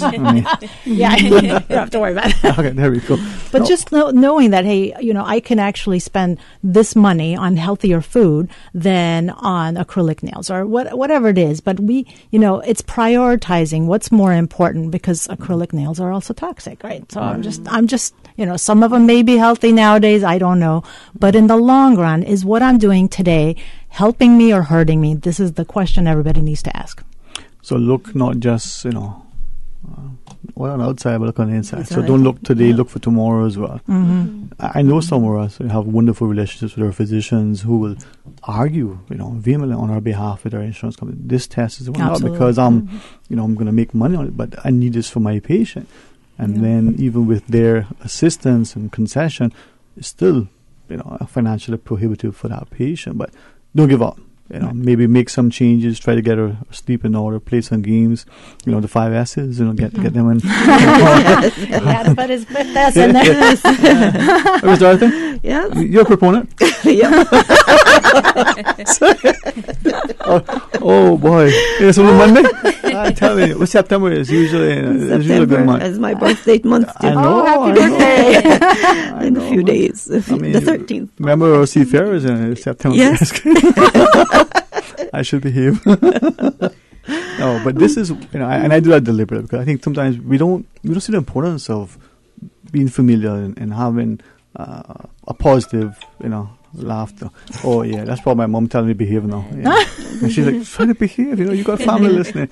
No, but have that approach, right? So now. What about the instance where the family member has got to a point where it's I don't want to say difficult to manage, but there are things now that are happening and it's challenging. He's walking off somewhere, she's snapping at you, whatever.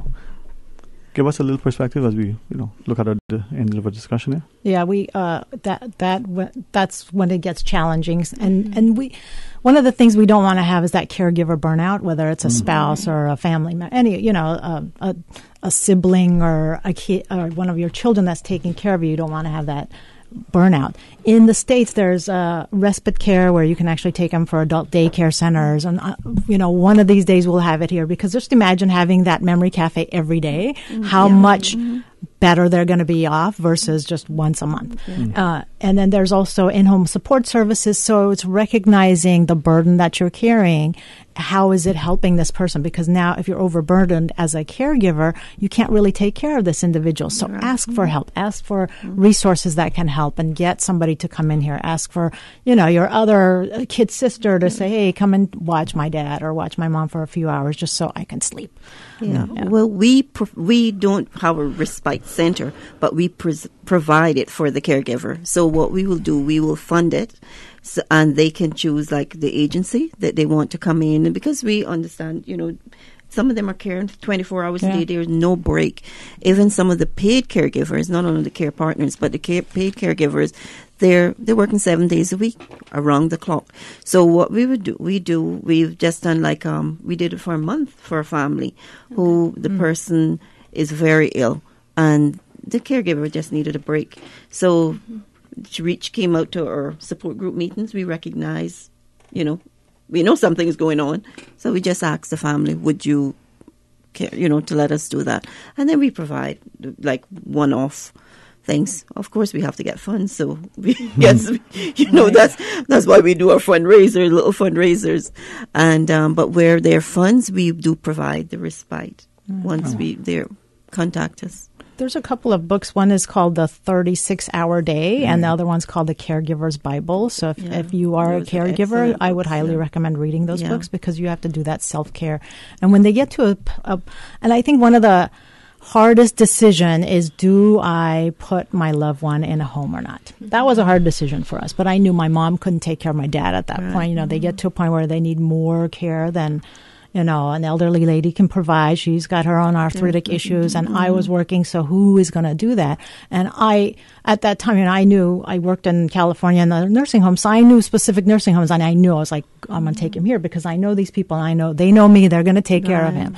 And also we moved him to an Armenian facility, so he's got the familiar language, and they would play the music, and, because now he's reverted back to that past long-term memory, which this is what he knows because he lost the English language, even though he knew it fluently. So it's beneficial to look at places that would actually fit them better so that they can feel more at home and comfortable. But it's never an easy decision. I know my grandmother went into one as well. And they actually had different levels of care as well. So as it progressed, we talked about the wandering that can happen where they'll actually leave the home, which is very dangerous. So as her disease progressed, she actually moved up in levels of care. But we checked out a couple different facilities and found one that, that we've really liked. And she actually thought it was great. They had family days. They had pet shows. She had 3 boyfriends. She couldn't remember their name, but she pointed them out to me. Cool. So she actually really enjoyed it. While she was able to participate. So it was nice to be able to see her there and see her happy and see her, more social again since our family just wasn't in the area. Right.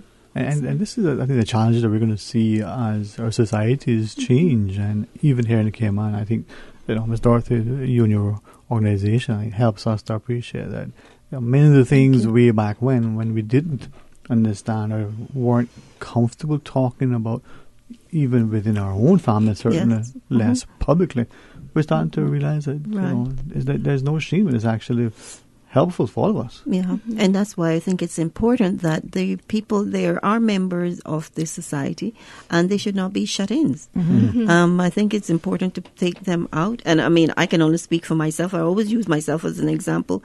Our mom went everywhere, whether restaurants and now we have to be mindful that there sometimes you don't want to carry them in an event where you have 1,000 people because they become agitated. It's overwhelming. But or like sometime if it's a church service, if it's an hour, you could go. But now if it was longer than an hour, she might not. She becomes agitated and so forth, and then you just leave. But at least she was there. She was friends. She would see friends, and even though she might not have remembered them, she would act like she remembered them. But they remembered her, and we're happy to see. So it is important that they get out and do things. And our communities still provide a lot of things for people aged, But I think as I listen to you, we are also understanding that we need to get to the point where maybe early on we start to appreciate that in our own the 20s, the 30s, the 40s, there's some of us that could, be showing signs. It Yeah. may be sleep deprivation. It may be that we're becoming stressed too much out of our lives. But how is that going to affect us in 20, 30, 40, 50 years down the road? And seeing that correlation, as you said, Dr. Wagner, are we eating healthy? Are we putting things, those nails that we're doing every day? Of those. Yeah.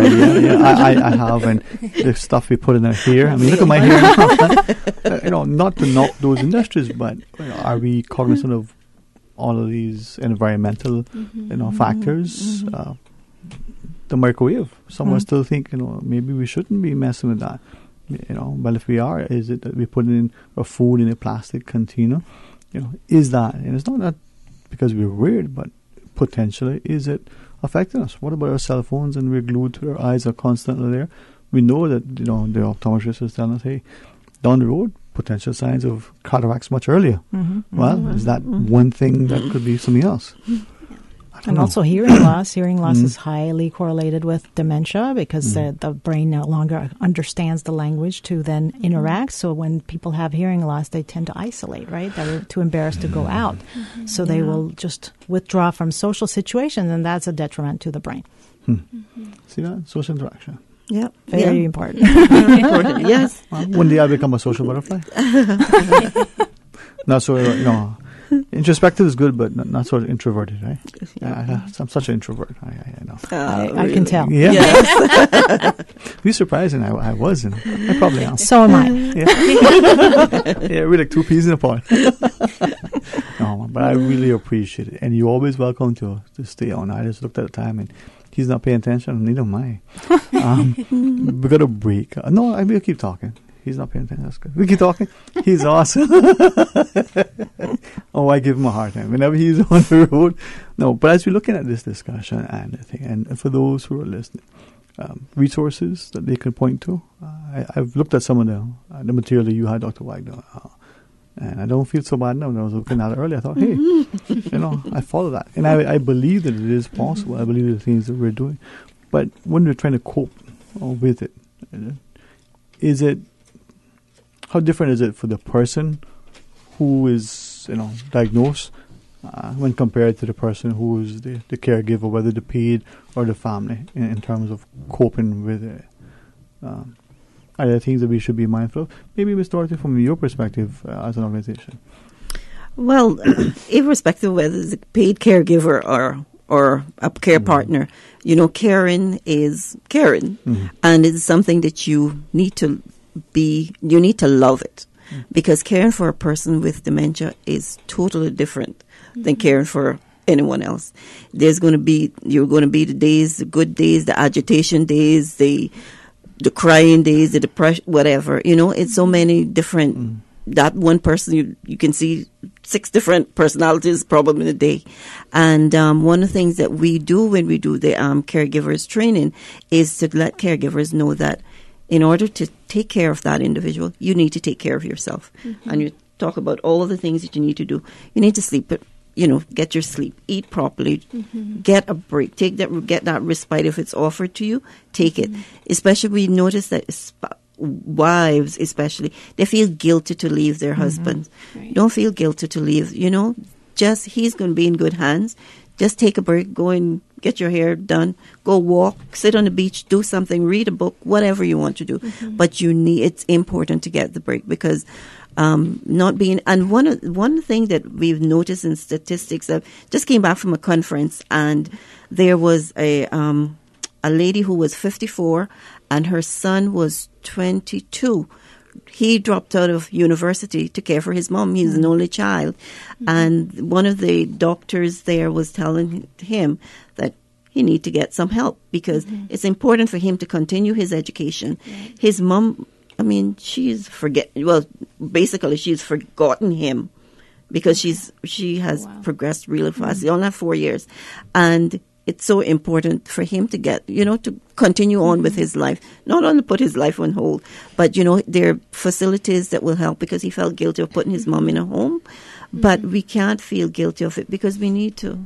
We don't know what's going to happen to us, especially if you have a family also, that you need to also care for the family and care for yourself. But we feel guilty.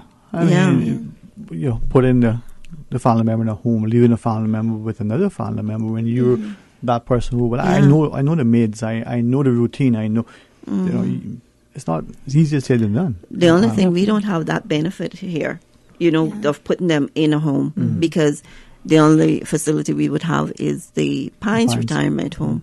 And I'm hoping one day, well, that was one of our goals, is a facility for persons with dementia, because you want to be able, they could not, it's people with dementia, whether they're up and walking around or they're bedridden or whatever, sometimes the limbs may go, the mind is still active, and we've seen that in some that have passed on just recently. They were sharp as that with, still could do things with their hand, but they just couldn't move, they couldn't walk. I don't know what causes that actually, but we've seen quite a lot of them here in Ireland.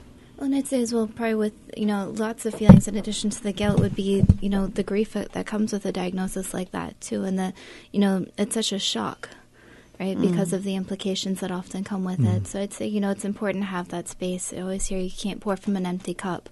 So allowing yourself the time to process what's going on and come up with a game plan for the resources and supports for yourself and for the person.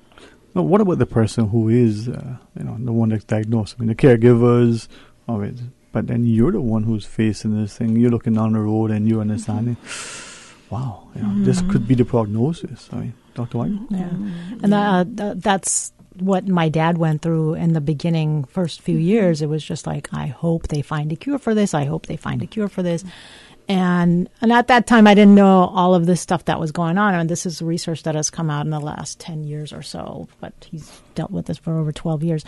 And it's not easy because they're looking at it as this is the end and I'm going to get worse. So we're going to see an increase in their depression, absolutely, as well as they are going to be scared. So we need to just provide that family love if we can, just to say, no matter what happens, we're just going to be here, and that you're loved and well taken care of, and we're gonna be right next to you throughout this whole thing. Yeah. I'm just thinking, and guide me, because I'm just trying to, sort of role play in my head. And I'm thinking, so the person is diagnosed. Hopefully, let's just say, hopefully there's good medical support and there's good family support. Then you just draw near and remind them of familiar things. Keep doing the things. Maybe introduce them to new things, but don't take them to the stadium to watch 100,000 people there. But maybe take them out for a little family gathering of 10 people. Yeah, for argument's sake. So work within their limits. Yeah. But also maybe challenge them a little bit if they're in that position in the earlier stages, so that they can use their brain. So, we want to have that neuroplasticity of brain, building more of those neuronal synapses that helps them. It's a protective layer for them. So in the later stages, it's harder, of course, because we don't want to overwhelm them. But earlier, maybe it's like, hey, well, let's try this and let's put you on a different diet. Let's cut you out of all these little things and reduce that toxic burden that maybe is happening because I'm putting this food in the microwave for you or anything like that. Just start the little things that we can do. And then even if insurance doesn't cover stuff, we could do those little things ourselves for free, pretty much, except maybe paying for the healthy food. But then start to have that game plan. It's like, okay, where can I go? What can we do? What are the little things that I can actually incorporate now? So that maybe we can slow down the progression that is going to ravage the brain, So there are things that they like to do. Maybe it was the harmonica or playing the guitar or I don't know, maybe it was a particular thing.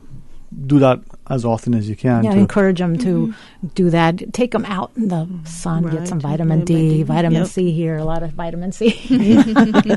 All right. And little things that we can. And perhaps we're not. Now, the other thing that you shared earlier that I believe, and thankfully I've had a few physicians who said that recently, who said, we got this belief that just because you hit a certain age, that is all downhill or that this is normal. We don't subscribe to that, thankfully. I'm not alone in that view. Not because, you might not be able to run the marathon, as fast as you could. Maybe you just do the half, but you can still do it. Perhaps you got to walk part of the way. Not because of your age, you necessarily have to be, limited in what you do or avoid altogether. Absolutely. It's all, like you said, mind over matter. It's our attitude. You know, if you feel young, if you think you're young, then you're just going to have a different belief system. And I still don't believe how old I'm going to be next year. So it's like, yeah, you look good for 28, man. I'm telling you, man. I'm thinking myself. I wouldn't even say mine. Oh, let's see. So you're the age of my sister. So you're going to be 27? Is that what it is? Yes. Not disputing it at all. No, don't dispute it. No, but it's just, my father said, it's just a number, you know. Yeah, it's just a number. You embrace it, you know. Maybe you don't sit at the kitchen table anymore, but you can still eat there, you know. Yeah, I mean, they've done studies on super agers, you know, people who are in their 100 and 90s, and they're still there, cognitively there. They're doing these tests, and so they're studying that brain, and it's like there's a lack of atrophy of the brain, and it's just because they've done certain things in their life that has gotten to that point. So it's good to know. It's like, let's actually look at the successful agers and then learn from them and do what they're doing. Yeah, of course, there's a little bit of genetics involved, but still. Just because you have a gene doesn't mean it has to be expressed. Yeah. You know, the weird thing about it, when we were speaking about the mini-mental test, is that when we did it with my mom, that was, when we were trying to get, I knew something was wrong to get a diagnosis for her. And they asked that, the 3 words. Now, I was sitting there in the room with her. I kept repeating the 3. And then they asked her to draw this clock. And they asked her other questions and so forth. The clock is where she had the problem with. Now, she remembered the 3 words. I didn't remember the 3 words. I did not remember the 3 words. So that was very frightening for me. But, I mean, I could go up, draw a clock. Now, all the other questions and things, she scored. But the clock was where she had the issue with and so forth. Yeah, that's that visual spatial... deficit that comes about too. That's why we don't want people who have a pretty severe or getting to the middle to severe. Even in the beginning, we don't want them to drive because they don't have that ability for quick response, and visual spatial deficit is a problem. Yeah. But I'm thinking too, I mean, as the 3 of you have shared from that sort of personal perspective, we now as family need to be a little bit, not just loving and accommodating, but patient and understanding. You know, I'm thinking to myself, and let's go. But hey, I'm coming. Just give me a second. You know, we need to be a little bit more accommodating as well. You know, maybe a few extra minutes to get the shoe on. Maybe other things. And I'm wondering where we are in our society when it comes to our deference to our elderly. Not just accommodations that we make for them for accessibility, but for maybe not having to stand in line, maybe facilities and resources, things that we can do and to recognize it. Dr. We could do, sorry, you go ahead. No, you go. I was going to say, if there are, as difficulties do progress, sometimes even like an OT or just finding simple things can help. Like I saw something on Facebook for putting on socks, right? Because a lot of times like some of the fine motor stuff can be more difficult, where they can actually set it up in their lap and then put it on without having to like bend over and put it. And little just things like, having like putting everything together at the door. There's little things that can be done each day to help them be more successful each day and eliminate some of the stress for them and for you as well. And that's going to vary by person to person. Yeah, one of the things is, I mean, as a community or society, that I think we need to do is not only for seniors. Well, let's talk about seniors and leave out about persons with dementia. But is to be, I mean, even going to the hospital, I do not think that seniors and little kids should have to wait in an ER for 3 hours or 4 hours before attended to. Going to doctors. It's like you're standing in line at the supermarket and I mean, I've seen many times and they're waiting and waiting just to pay for one little thing at the what do you call it? Express thing. We as people in the community need to be okay. If you see a lady there, an older lady, just let her go first. She has one thing. But those things have changed because when I was growing up, that's what we were taught. If you see a senior, you let them go. It's people like you're going into church and the church door, and the young people are just walking in. There's a lady that needs to get up the step. Just help her up. Now one of the ushers have to come and help her up. They're 50 people going in at the same time.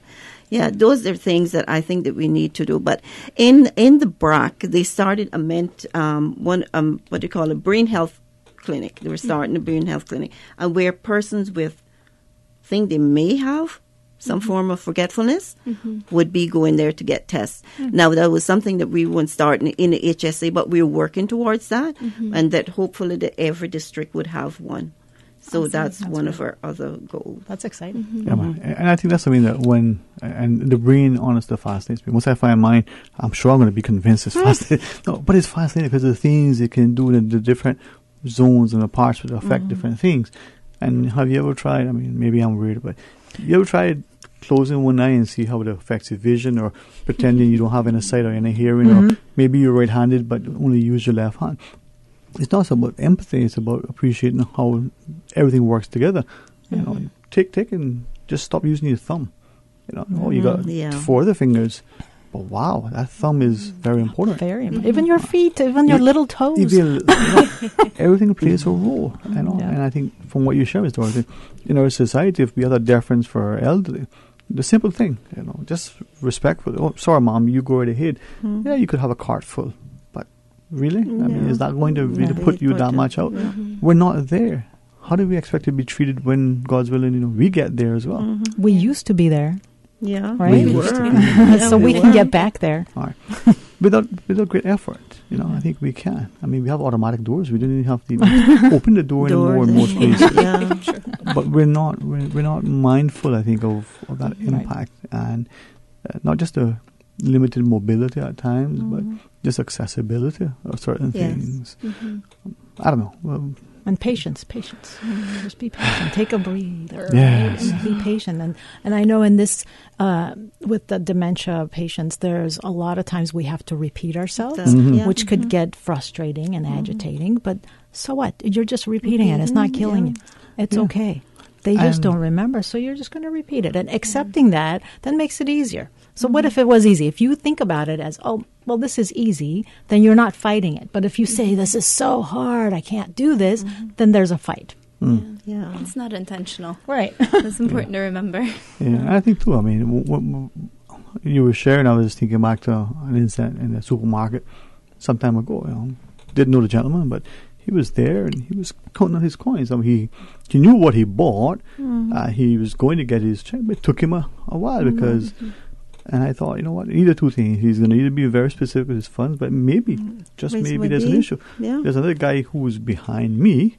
I'm waiting. I'm next in line. And he's the one to come say, you know, hold on there, little young fella. And the older man looked at me like, yeah. But we need to do that because, and thankfully, the cashier was really, really patient and, you know, offered, if you like it, you know, I can put in the account and I'll help you. Yeah, she was very respectful, you know, and he said, no, I got it. And it just took him and he made sure the 5 cents and the 1 cent and all the things. But irrespective of the reason, just that little time, that little patience, you know, with him, you know, made all of the difference. Yeah. But some of us don't have that level of deference anymore. Work on it. I agree. All right. As we close our discussion, Dr. Boyden, as we near 2 o'clock, we go on good things. Of course, I actually asked Mr. Wilson here. We can stay to 2:30 if you want, but I think we'll get back to work. Yeah, I have to go. Yeah. So let's wrap it up now as we get there. What do we want our people to know as we talk about this issue and point us in our direction and the like? It's there's always so much information out there. There's online tests that you can do. There's resources like Adasi in the community. Even talking to your doctor or another doctor, and there's support out there. So don't feel like you're lost, whether you're the person who's worried about it or a family member or a loved one. There's so much help and support out there. You're not alone going through this. And there's lots of different things that we can do each day at every part of the illness as well. Yeah. And be proactive. Don't give up. Be enthusiastic about your own health care because you are your own advocate. And the more you can do that, the better off you're going to be. Because you may not have other people to do that for you. So get excited. Learn as much as you can. And get out there and look for things that you want to have done. And just don't take no for an answer if your doctor dismisses you. Question it. Go somewhere else. And something you said earlier to that, I wouldn't mind perhaps emphasizing, you reference to not just the diet and how we treat our bodies, but the body is a temple, so what we put into it, what goes in, affects us. Mm-hmm. But also neuroplasticity. Nice fancy look, sounding word, but hey, like anything else, we can stretch it, we can improve it, enhance it if we expose it to the right thing, right? So if you give our brain, added stimulus, positive nurturing things, that new game that you want to learn, that new instrument that you struggled with way back then, just do it. It'll tick longer. I mean, it'll go by.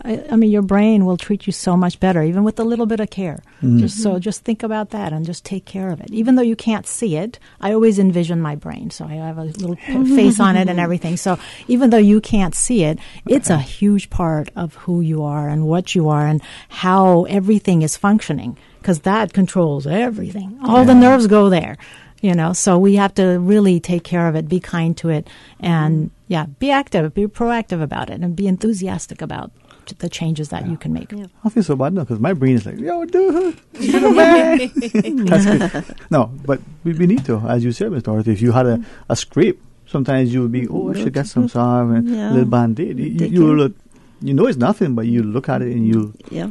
But other things you ignore. So support through Adasi and other things. What would you want to share with us? All right. Well, thank you, Dr. Wagner and Dr. Bodden, for having me on. And I'll just encourage everyone to listen to what they had to say. And we are here. Adasi is here to support the community. If you are a caregiver, we have training. We have 24-hour support line. We have support group meetings. And we do provide respite. We provide in private presentations and so forth if a person was diagnosed with dementia. But if you need to call, we are listed and we have a website that you can find us on. All right. And thank you for everything you guys are doing. Thank you. Honestly, it's the very first time you told me that you were coming forward with this. Now we've always extended, so it's been an honor. And it's important because it affects us all. We have family and friends, who. It's a small community, but they can walk out on the road and out through the gate, and the next thing you know, they're left West Bay and their knees stand, and you don't realize it. Or they could just be around the backyard under the tree, and you're looking everywhere, and you miss them. You don't know. So let's not ignore them. I was going to say, just last week I had a call from someone that lives in Australia. Mom lives here on the island that was just diagnosed with dementia, and he said, "Can you reach out because she's alone? Can you reach out to my mom, please?" It affects us, But thank you all very much, and I trust that those who are listening understand that it's daunting, but it doesn't be discouraging, and it's taxing. There is help, and the resources are here. Dr. Borden, Dr. Wagner, thank you all very much for letting me laugh. Hopefully I still have a job today. But hey, if nothing else, maybe there's a comedy show coming up. I don't know. We'll see. You guys have a wonderful, marvelous, very rewarding week. You too. You too. Ms. Dorothy, of course, I know you're going to be on the ball always.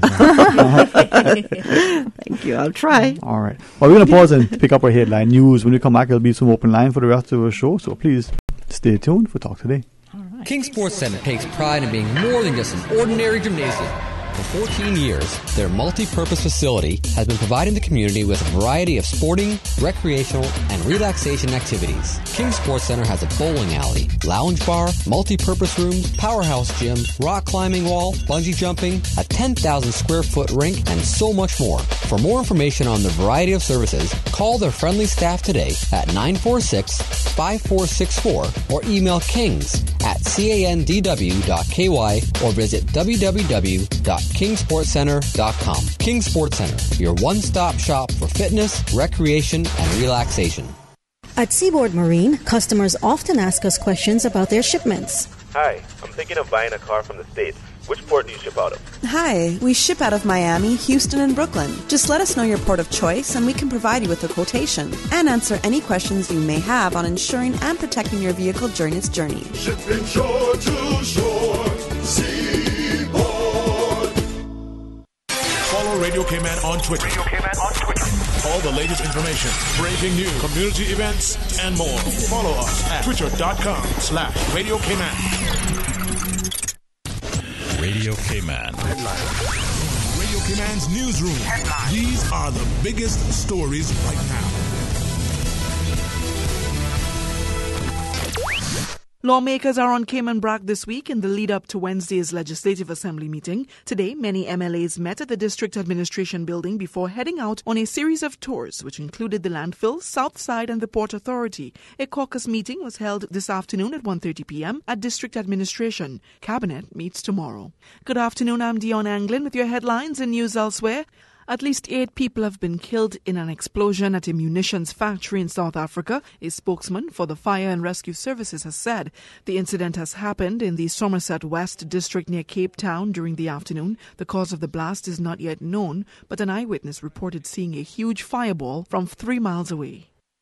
2 Malaysian women convicted of attempting to have lesbian sex in a car have been caned in a religious court. The Muslim women, aged 22 and 32, were each caned 6 times in the Sharia High Court in the state of Terengganu. According to an official, this is the state's first conviction for same-sex relations and its first public caning. Human rights activists reacted with outrage. Homosexual activity is illegal under both secular and religious laws.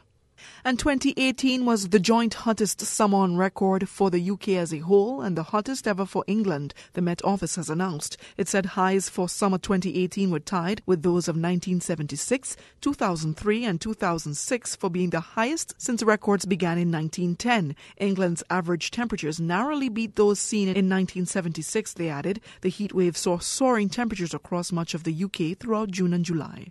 That's a wrap of your headlines. I'm Dion Anglin. Radio Cayman, the voice of the Cayman Islands. What's happening in your community? News and information, music and more. You can find us. www.radiocayman.gov.ky. Like us on Facebook and follow us on Twitter. Radio Cayman is your choice, your voice for today's biggest news. Radio Cayman.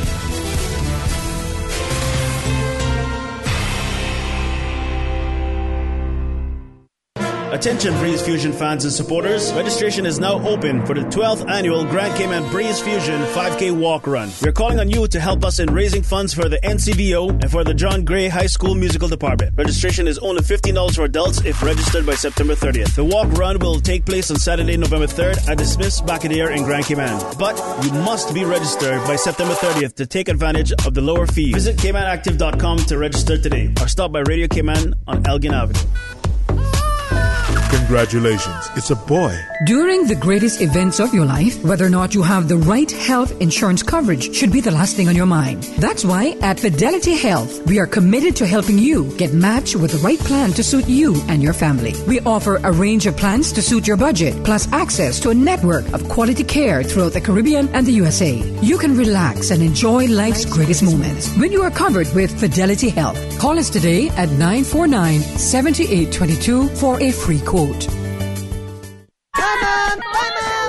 Hey, are those new glasses on Will? Yeah, we went to Optical Outlook. Wham, bam, easy exam. Finally, an exam he could pass.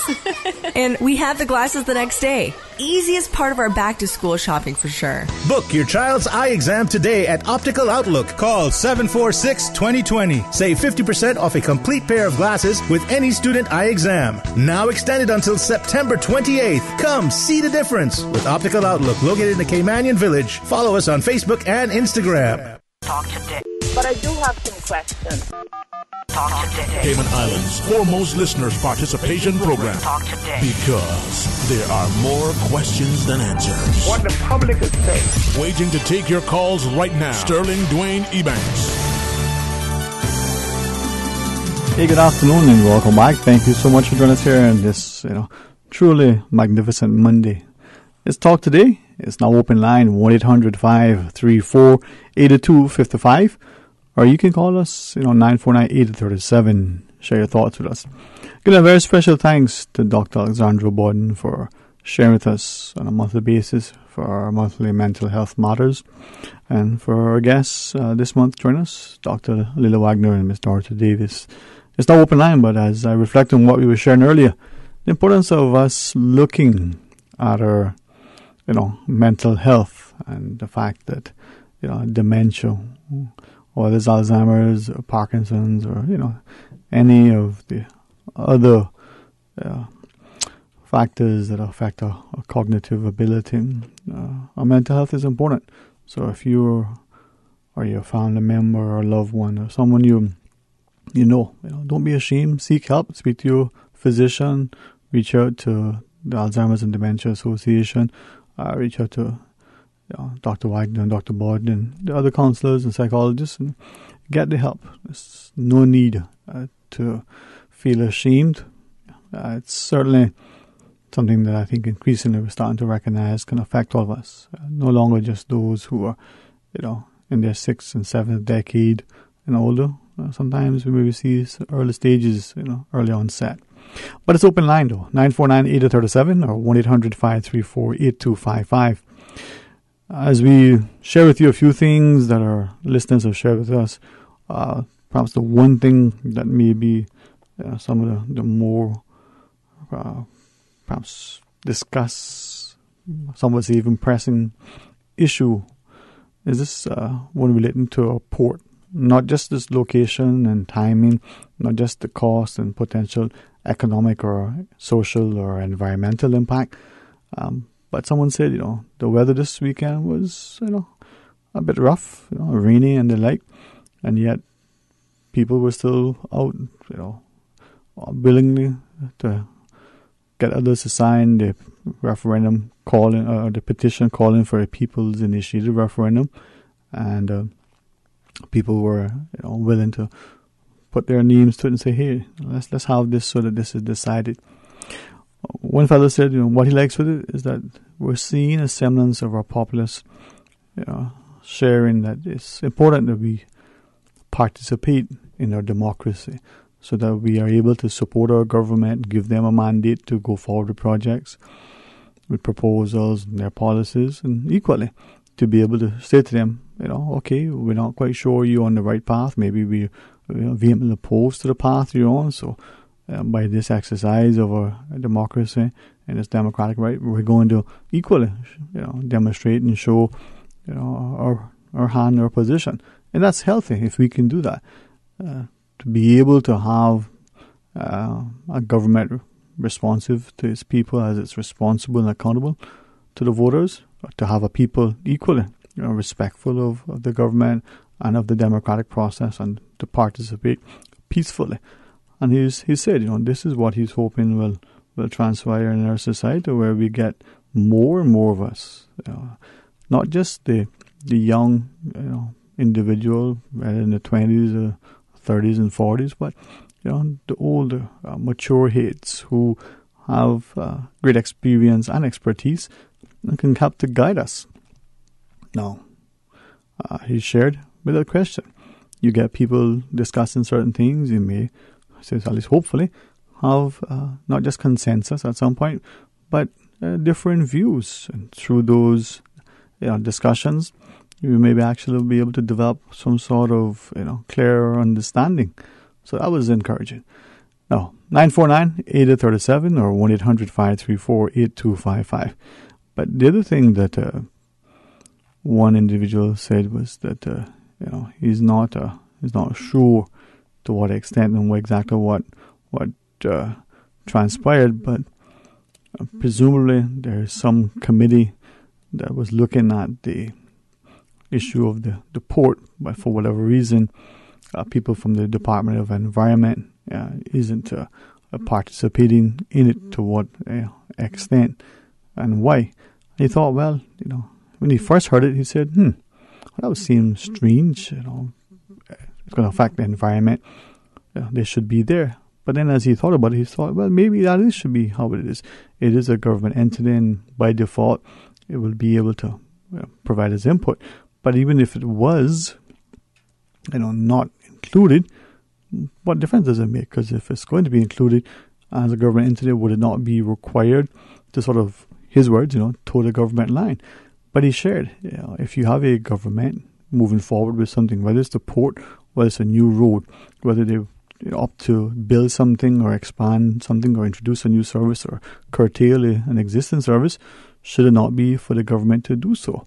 And if it decides to, constitute its body of advisors in a particular way, should it not be for the government to do that? And it doesn't matter. Now, his view, as I listened to what he shared, and sort of reflect on what the other fellow will say, it makes you sometimes realize how maybe because of how we approach things, maybe because of a particular interest in something, whether that's pecuniary or otherwise, we may have a particular view. Now, not to infer anything, but I was just, as I shared with him, should a government, should a particular group of people, whether it's a private sector entity, looking to do something, would it not be advisable to deliberately, consciously, seek out as many views as possible, not to derail the process, not to delay the process or make it become so cumbersome, bureaucratic, and expensive, but to ensure that you cover as many bases so that when you do make a decision, whether you're going to go forward with something or whether you're going to perhaps delay this whatever that is, that it would be from a perspective of being as informed as possible. His view is, wait a minute, you're going to do something, you're going to do something. You can talk about it all the time, but sometimes you just got to either fish or cut bait. What is your view? 949-8037, 1-800-534-8255, or you can send us your thoughts on our WhatsApp, 925-3261. And if you choose, hey, give us a shout and share your thoughts with us as we look at the issues that are affecting you. Now, not an extended conversation, not an exhaustive conversation, but one individual said, listen, there are too many things that are happening globally, certainly too many things that are happening locally that are going to affect not just today and tomorrow, but a continued prosperity and our stability. And he thought it would seem that increasingly the government of the day isn't enjoying the support of the populace. 949-8037 or 1-800-534-8255. And as he was continuing sharing, he said that here's an opportune time as the Legislative Assembly is going to have a meeting on the BRAC, that it is for the politicians and perhaps for all of the members of the Legislative Assembly to now look at the scenario and his view, that the Cayman Brackers have always been, those forward-thinking visionaries who weren't renegades nor were they cavalier, but they certainly were independent, and they were like the frontiersmen, willing, and they were successful. They had great resolve. He said if you look at a lot of the businesses and the successful business people in Cayman, they have strong connections to the BRAC. He thought this is where now perhaps if the politicians and in particular the opposition wants to show its mettle, it should now start to say we need to move forward and start advocating for greater participation from the populace, perhaps even to the extent that if the government doesn't become more responsive, that there'll be a call for an early election. Now, he said he understands this could be seen as some as being, just a little bit too, heavy-handed, perhaps, uncalled for. But he thought there needs to be a message. He related a story that, unfortunately, I think may reveal perhaps some of the behaviors and some of the personalities of some of the players. But he said this mindset amongst many, not just those who have become elected, but some of those who are appointed to certain positions, that they believe that while they're there, they are free to do as they wish, and as long as they don't, break any laws, there should be any sanctions. They should be able to, run the course of their term. But he thought, is that how it should be?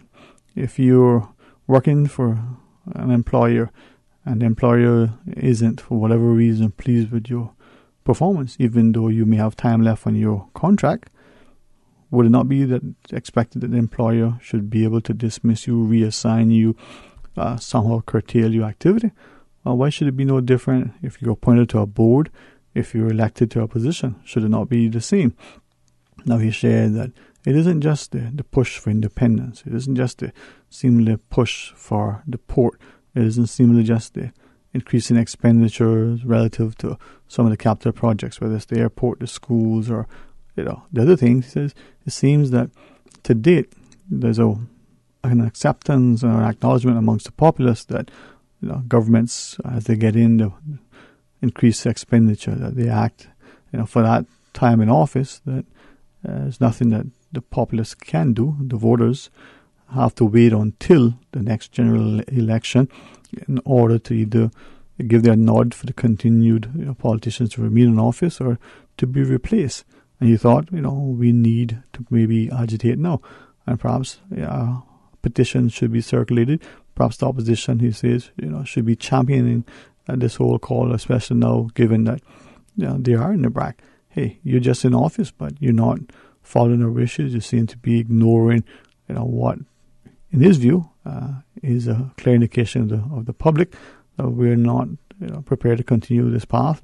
It's not going to be economically feasible. It's not going to be, socially acceptable from the perspective of our immigration and the like. Now, he understood, he says, that this may be, and has probably made him unpopular with some of the, what he thought were friends, but it isn't because he doesn't want them to be in office. It's because he wants them to understand that they're there, as it were, or should be, at the pleasure of the voter. And when they lose that confidence, there should be a means to, have them replaced. Now, I said to him, when the Constitution was being discussed, he was opposed to this idea of a recall provision. And he said, well, it's perhaps at that time, didn't quite understand it. Maybe at that time, he was, in a different mindset. Now, he didn't share as to what changed his mind. Maybe 10 years we become older, wiser, and more mature. Don't know. But I'd be interested to hear what you think as we invite you to call and share your thoughts with us. 949-8037 or toll free with the compliments of Flo at 1-800-534-8255. Please stay tuned for Talk Today. Always ensure that food preparation utensils are washed with a strong detergent and rinsed in hot water in the event that they have made contact with flood water. Boil silverware for 10 minutes and immerse glass, porcelain, china, and plastic items in a solution of hot water and 10% chlorine bleach before use. For more post-hurricane food safety tips, visit DEH website at deh.gov.ky. Okay, thank you. Can you please read the bottom line? P... look like C, F, and I believe the last one is D. The Lions Club of Tropical Garden Product presents free vision screening on Saturday, September 8, 2018 at the Lions Club of Tropical Gardens Pink Shop in Elizabethan Square. The Lions Club of Tropical Gardens will be providing free vision screening, a presentation on glaucoma by Optical Outlook. Screening starts from 10:30 a.m. until 2:30 p.m. Free vision screen by Dr. Krishnamani. Partly sponsored by the Jamaica National Building Society. Remember, your vision is nothing to play with. Get tested on Saturday, September 8th at the Lions Club of Tropical Gardens Pink Shop in Elizabethan Square.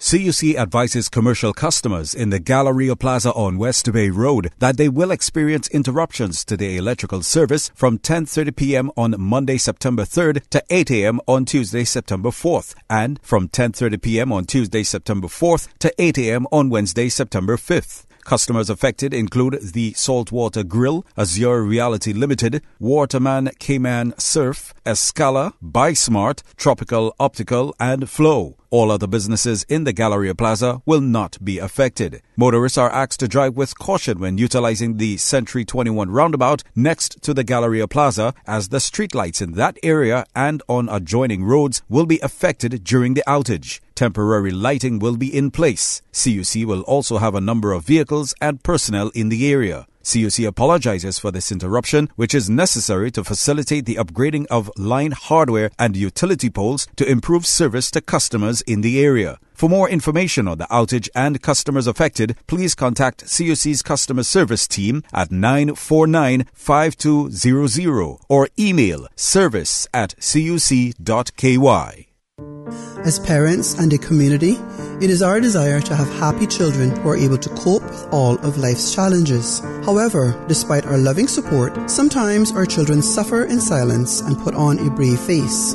Do you suspect that your child is experiencing problems, secretly struggling to cope, and is overwhelmed? If there is a possibility that they are anxious, experiencing troubling thoughts, and are suffering in silence, it is important to seek professional help. The Ministry of Community Affairs, in partnership with the Alex Panton Foundation, is hosting 5 community presentations on self-harm prevention this month and in September. These free talks cover how to spot the warning signs and who to turn to for expert advice. A question and answer will follow each talk. To get more information on the dates and venues of these presentations, please call 244-2426 or visit the Cayman Islands government website today. Is this thing working? Give me some sound over here. Every Monday through Friday from 3 to 6 p.m., Radio Cayman Super Jam Show, the #1 drive time entertainment show for your radio, featuring Will Sinatra. Now, sound is everything. Enjoy a mix of pop, hip-hop, reggae, and calypso, and an entertainment trivia section. The Super Jam Show is fueled by the proud sponsorship of the Cayman Islands Football Association. CIFA, building a better future for Cayman football. Talk today. But I do have some questions. Talk today. Cayman Islands' foremost listeners' participation program. Talk today. Because there are more questions than answers. What the public is saying. Waiting to take your calls right now. Sterling Dwayne Ebanks.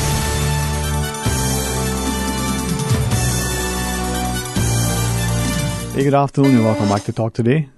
949-8037 or 1-800-534-8255. Or you can WhatsApp 925-3261. As we invite you to be part of our remaining discussion here. Talk Today. It is open line. 1-800-534-8255 or toll free at line. Or you can just call us 949-8037. Either way, share your thoughts with us. Quick call during the break. One of the listeners, she was sharing simply that we look at our governments and we get excited, she said, during the election. We get caught up in the fanfare and sort of the energy. We get part of the campaign. We attend there. She calls them, the rallies and the like. But this time around, it wasn't that. And she believed that lack of cohesion and unity that we saw during the election, that fever, I think she called it, was absent. Maybe that's what we're seeing now, the lackluster approach. Let's go to our phones. Hey, good afternoon. Welcome. You're on Talk Today. Good afternoon, Sterling. How are you? Very well and thankful. How about yourself? Good. I'm good. Sterling, are we in the peak of the hurricane season now? We're kind of told, this is September and mid part of September. As it gets closer, we'll be in that peak, yeah? More peaker? More peaker,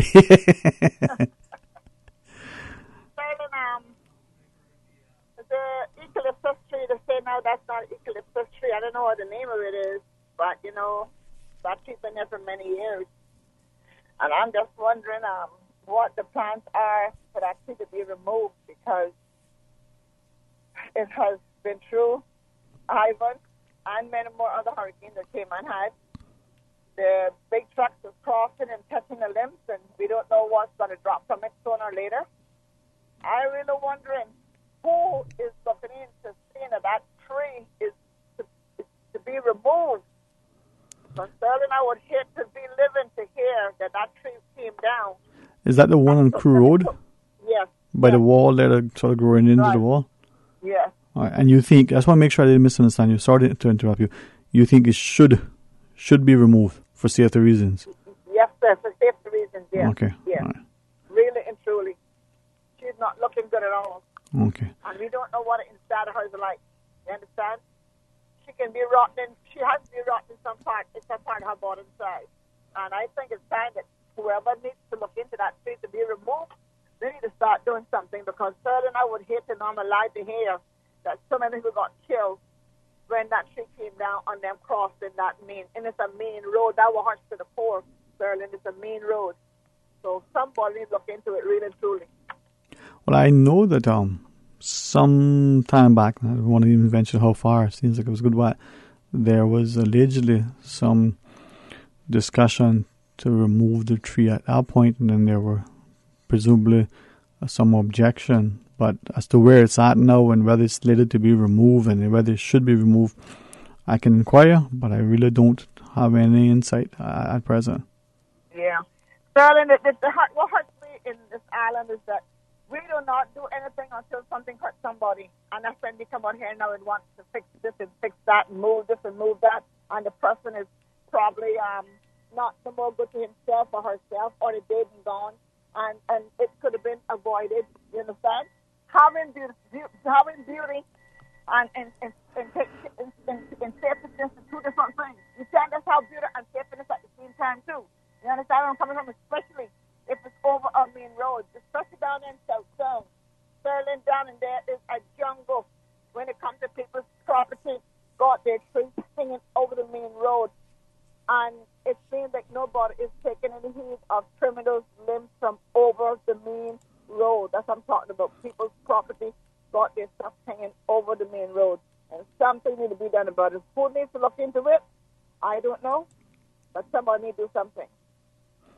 Well, it is, as you shared, the roadways, should be as safe as possible and as accessible, and without any sort of, potential limbs or debris or any sort of things that could impede traffic or even impair the visibility or any way that we can. Sterling, and Sterling also up there in Spot Street. That is a corner of home has a lot of those container trees hanging over the main street. And I think it's the Hugos being cut the middle out for their wires and leave the rest hanging over the main road. We don't know how tampered those limbs are when they go there and cut out what they want to cut out and leave the other ones hanging over the main road. And to notice Mr. Cocorno has such trees up there on his property over the main street, the main road, that no one is looking into it and saying, you know what, this got to come down from over the main road. But anyhow, I just don't know for my safety, my children, my grandchild, and the whole Cayman Island. That's all I'm doing. Yeah. I would not want to hear anyone go up on any one of those trees that is there in the Cayman Islands just hanging off of people's property. When someone put a tree down, it is their responsibility to maintain it. And Sterling, we just let everything get out of hand on this island. And when it gets out of hand, then we go and try to fix it. It's a problem. It's just like they did dress code. It's now that we're trying to bring that to fruitfulness and so forth. It's a problem. Everything that you let loose in Cayman, it's okay until you go try to fix it. Then it's a problem. It's criticism and this and that and so forth. But I just typical the small island and the low mentality that we have to deal with on this island on a daily basis. I think as you shared as a listener, we're looking at what we're doing now and how it not only is going to affect us long term, but perhaps should be considering how it's going to affect us now, whether it's the roadways and a potential impediment, something that impairs our vision and hinders us, our mobility or safety even, Yes, exactly. But as you were sharing, and I recognize at the time, someone just messaged saying that it seems that in certain areas, including South Sound or South Sound Road, that rules apply to some that don't apply there. Mm-hmm. So that's Cayman. Is that what it is? That's Cayman. That's Cayman. Okay. Well, as I read that, I'm just thinking, maybe this person is inferring certain things. Probably need to look into it, but we'll see. I'll inquire about the tree as well. That's the eucalyptus tree, I think it is, on Crew Road. And, yes, sir. See what Department of Agriculture and the NRA, see what I can get out. I appreciate that. All right, well, thank you for bringing it to attention. Enjoy the rest of your day and have a very productive week. Thank you, you too. All right. And a safe one as well to all of us. It is, Monday. It is September, and as the call is shared, our scientists tell us September rolls around, and by the mid of September, we seem to be in the peak of our hurricane season. let's continue to be vigilant and be prayerful. Let's be prepared. Let's also recognize that our children are in full swing, back at school, all bushy-tailed and bright-eyed and eager to learn. And some are probably still getting adjusted and settled. Maybe it's their first time at school. It's the first time at school, perhaps. Maybe for them it's big school. I don't know. But they're going to be in and out and about. So let's be very careful on our roads. Make sure that we are as safe as possible, especially around and near our schools, but in our neighborhoods and everywhere. And even if we're on what we call our highways and byways, let's try to be very, very cautious and courteous of other road users and aware of what's happening and use our indicators as best as we can. Pay attention. It'll be nice to arrive safely. Let's also be understanding that it's a transition time and much is at stake. Now, we invite you to be a part of our continuing programming for the rest of the week, as we invite you to listen to this afternoon's production up until get your news and then hear along for an hour at 6.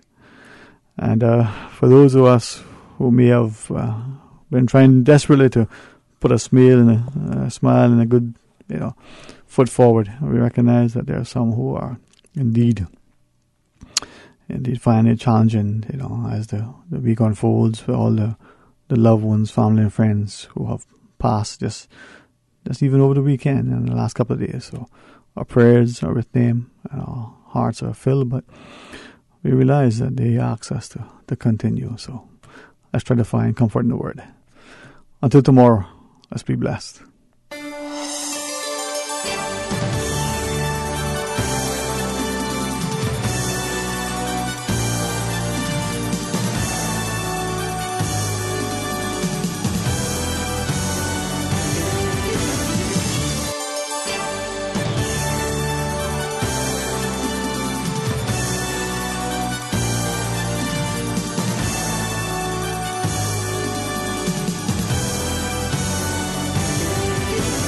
Tune in to Talk Today for the Celebrate Cayman giveaway contest. Celebrate Cayman is a national celebration of our culture, history, and community as we commemorate the 60th anniversary of our coat of arms. From August 27th to September 26th, Talk Today will be giving away daily prize bags for our resident history buffs. How well do you really know your Cayman history? Test your skills on Talk Today.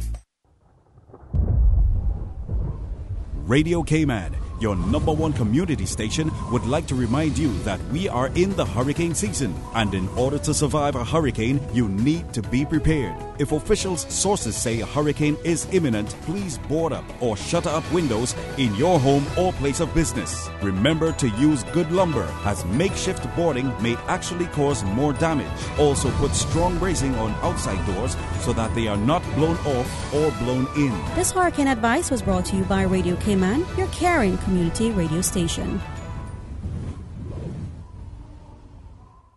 Follow Radio Cayman on Twitter. All the latest information, breaking news, community events, and more. Follow us at twitter.com/Radio Cayman.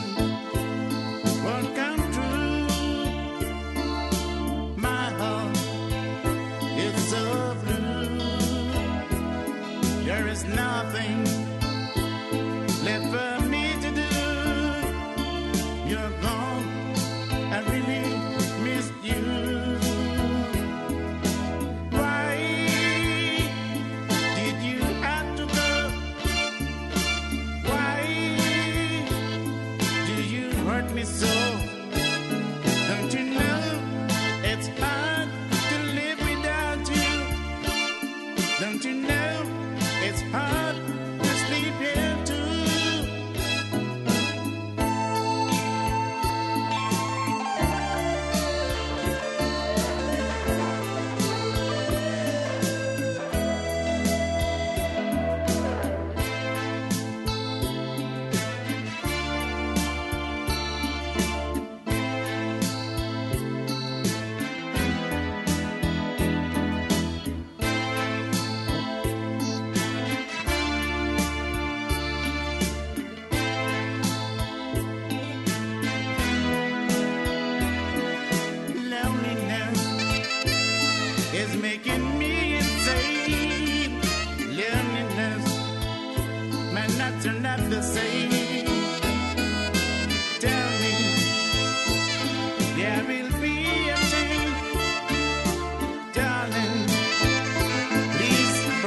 again. I said, why did you have to go? Why do you hurt me so? Don't you know it's hard to live without you? Don't you know it's hard to sleep here too? Why did you have to go? Why do you hurt me? Music of the late Mr. Melvin Augustin. Why? As we continue the tribute up until 3 o'clock with Mr. Melvin and Mr. Greggy G.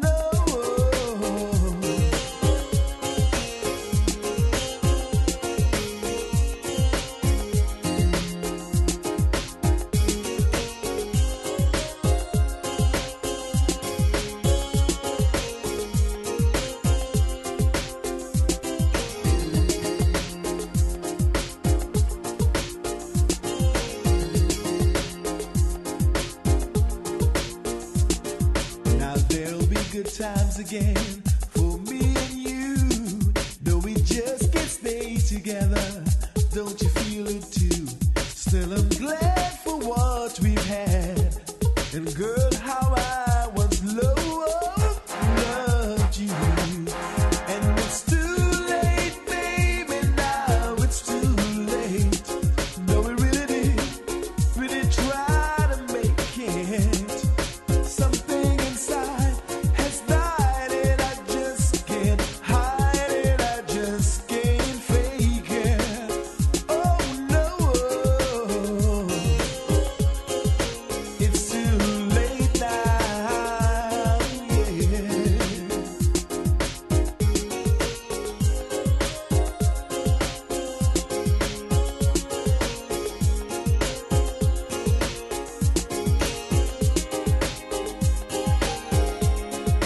It's too late. It's too late.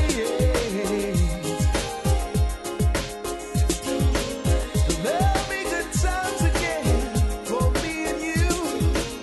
Don't you know, girl, this little love is so true. It used to be so easy living here with you. Always separate debris from household garbage after a hurricane hits. Debris includes roofing materials, downed tree branches, and metals. All items of debris must be placed in separate piles to the front of the property or at a side that is easily accessible to collection trucks. Debris must be placed in a location that will not cause obstruction to roadways or come in contact with electrical lines. For more post-hurricane waste management tips, visit the DEH website at www.deh.gov.ky.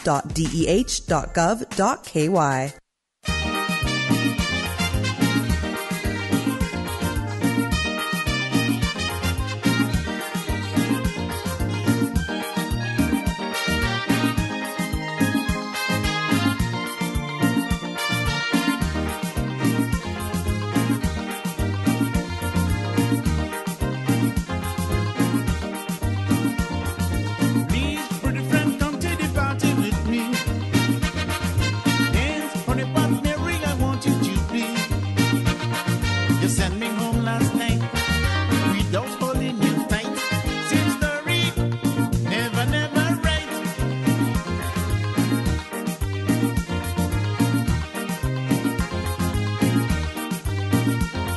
Last night I lay down on my cot.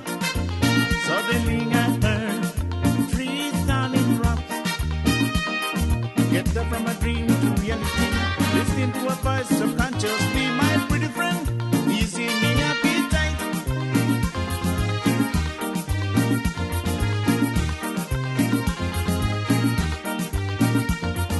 Please, pretty friend, come to the party with me.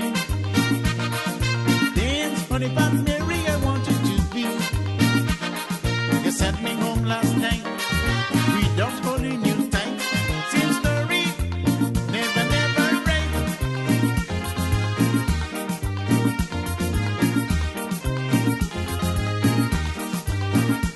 Every morning she brings me a cup of tea, wearing a red dress way below her knees. She never said a word before she leaves. Looking around the face, but never in my face. Same story, never, never right.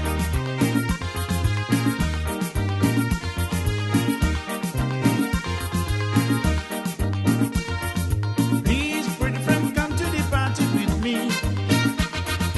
Dance for the bad Mary I want you to be. You sent me home last night without holding you tight. Same story, never, never right.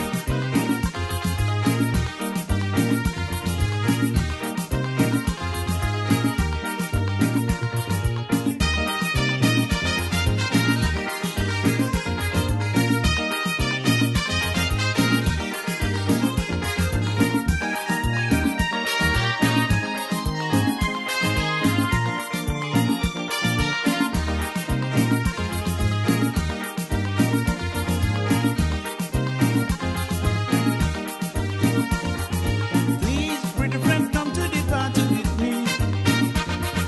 Dance for the bad Mary I want you to be. You sent me home last night without holding you tight. Same story, never, never right.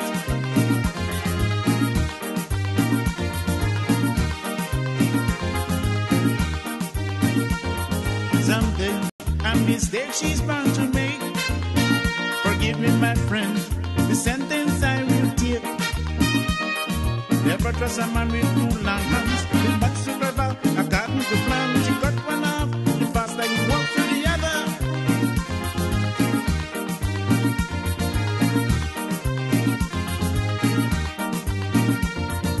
Please, pretty friend, come to the party with me.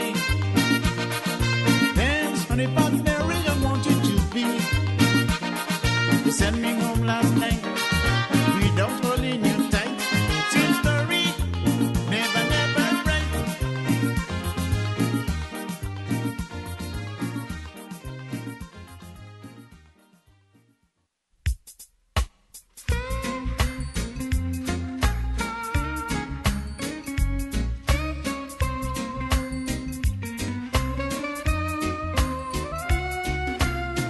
The time is right. You hold me tight, and love's got me high. Please tell me yes, and don't you say no, honey, not tonight. Now move a little close to me. You owe it to yourself, and I will selfishly take a little for myself. And it's because of you that love won't let me wait.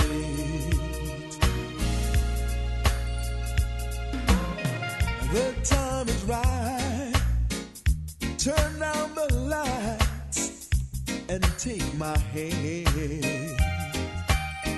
Yes, don't you know we'll take a flight and spend the night in Wonderland. I need to have you next to me in more ways than one, and I'll refuse to leave till I see the morning sun creep through your window pane. 'Cause love won't let me wait.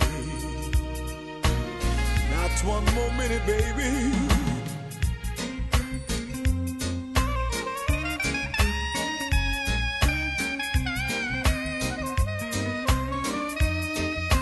I need your love so desperately, and only you can set me free. When I make love to you, we'll explode in ecstasy, and I won't take the blame. That love won't let me wait. My temperature's rising, yes it is. Love won't let me wait. I really need your loving, yes I do, girl. Love won't let me wait. My temperature's rising, it's so hypnotizing, yes it is. Your love is so hypnotizing, baby. Yeah, your love, love. I just can't go on without it no more, girl. I got to have your love, yes I do. I really need you, baby. Really need your love, baby.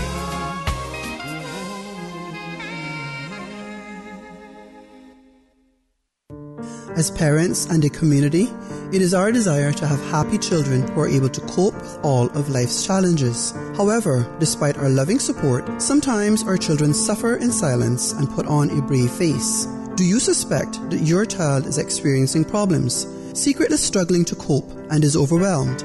If there is a possibility that they are anxious, experiencing troubling thoughts, and are suffering in silence, it is important to seek professional help.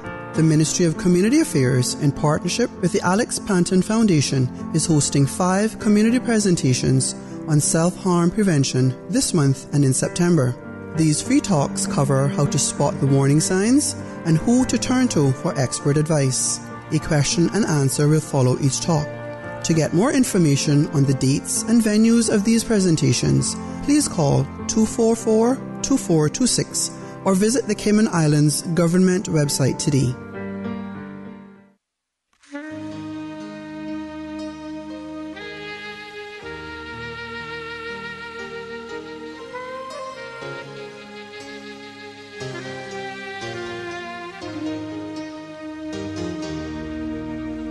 There's a land that I have heard about so far across the sea.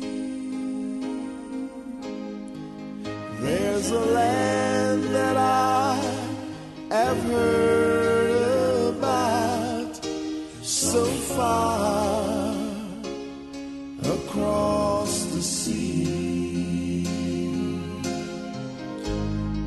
To have you there on my dreamland would be like heaven to me. To have you there on my dreamland would be like heaven to me.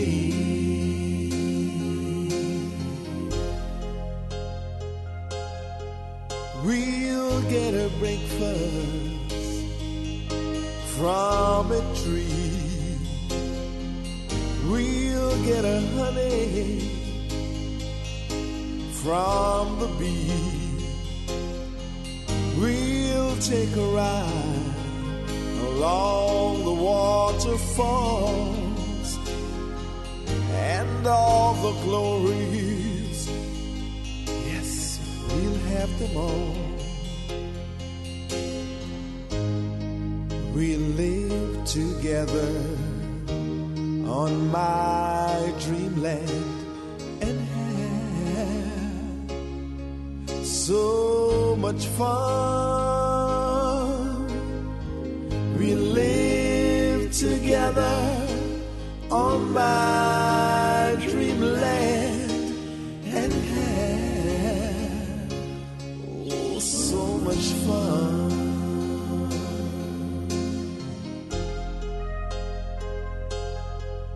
Oh, what a time that would be.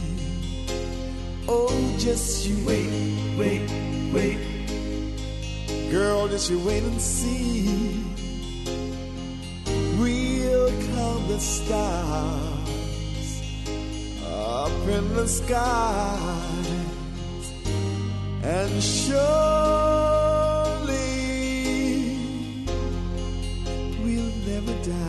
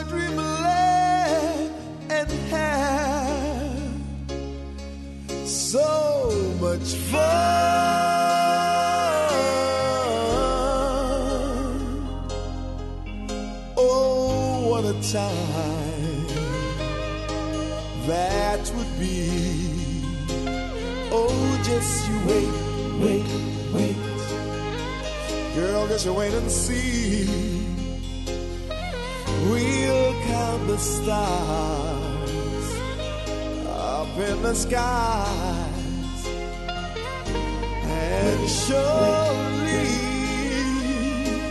we'll never die,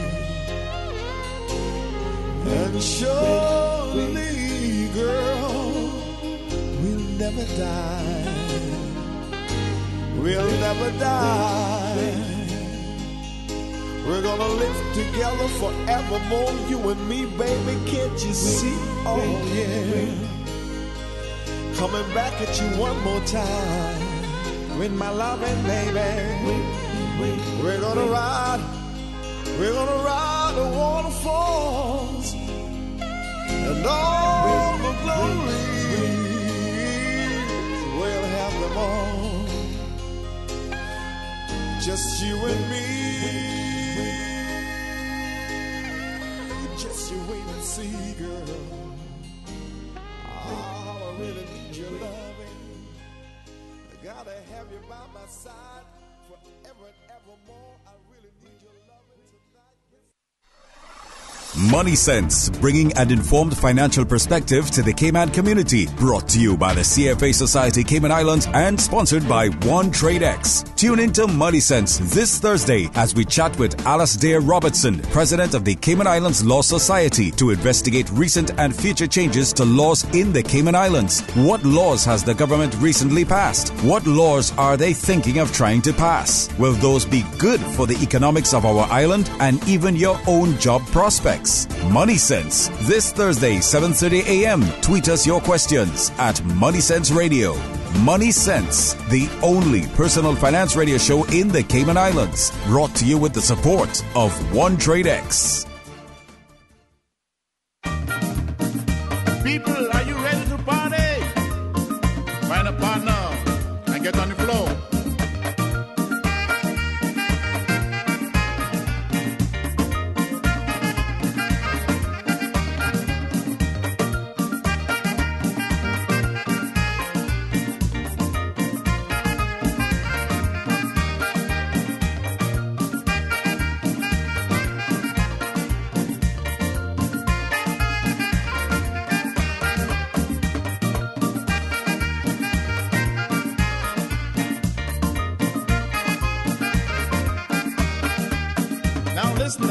Listen up.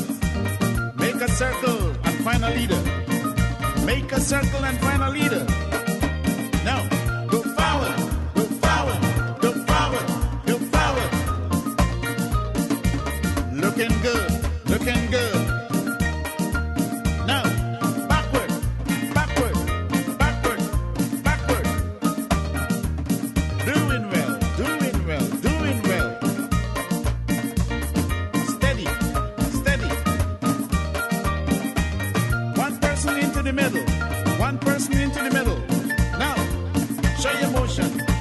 motion. Show your motion. Show your motion.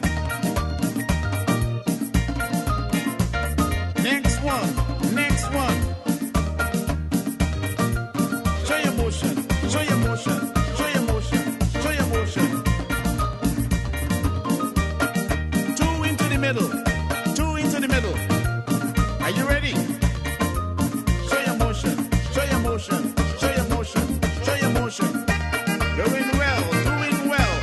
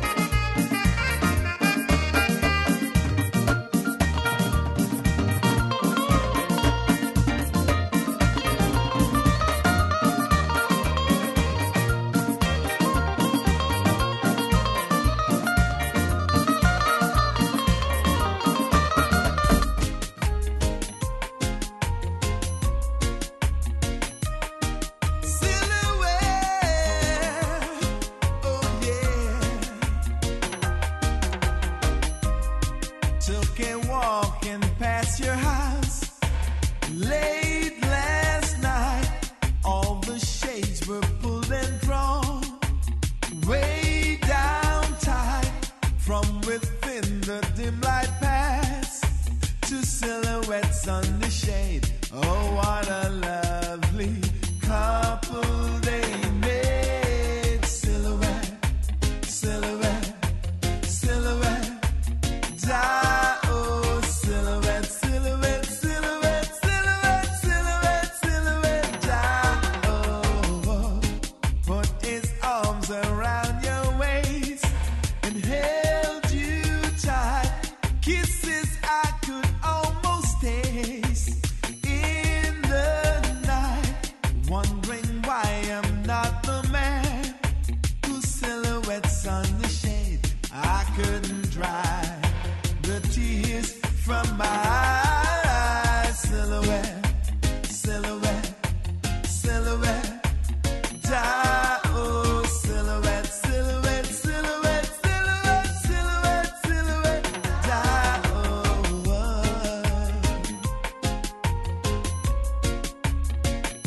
Yes, girl, it's true. Silhouette lost control and rang your bell. I was sure, let me in or else I'll beat down your door.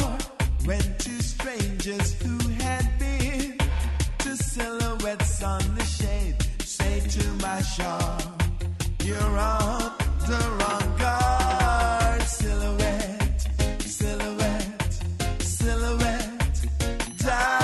Oh, silhouette, silhouette, silhouette, silhouette, silhouette, silhouette. Oh. From district to district, moving through the waters to Cayman Bracken, Little Cayman. Your station, your voice. All things Cayman. One radio, many people. This is home. Radio Cayman in the Cayman Islands. Radio Cayman. Radio Cayman's newsroom. These are the biggest stories right now. Shortly before 7:30 p.m. on Sunday, the Royal Cayman Islands Police Service officers responded to a report that a man was found unresponsive at an address on North Sound Road in Georgetown. The man was pronounced dead at the scene. A full statement is expected from police this afternoon. Make sure to keep it locked as we follow this developing story. Good afternoon, I'm Dion Anglin with your headlines. In news elsewhere, officials in Brazil have blamed lack of funding for a huge fire that has ravaged the country's National Museum, one of the largest anthropology and natural history collections in the Americas, was almost totally destroyed in Sunday's fire in Rio de Janeiro. There had been complaints about the dilapidated state of the museum. The fire started on Sunday evening after the building, a 19th century former royal palace, closed for the day. Carcasses of nearly 90 elephants have been found near a famous wildfire sanctuary in Botswana. Elephants Without Borders, which is conducting an aerial survey, said the scale of poaching deaths is the largest seen in Africa. The spike coincides with Botswana's anti-poaching unit being disarmed. Botswana was the world's largest elephant population, but poachers have been breaching its border. That's a wrap of your headlines. I'm Dion Anglin. Access. What's happening in your community? News and information, music and more. You can find us. www.radiocayman.gov.ky. Like us on Facebook and follow us on Twitter. Radio Cayman is your choice, your voice for today's biggest news. Radio Cayman.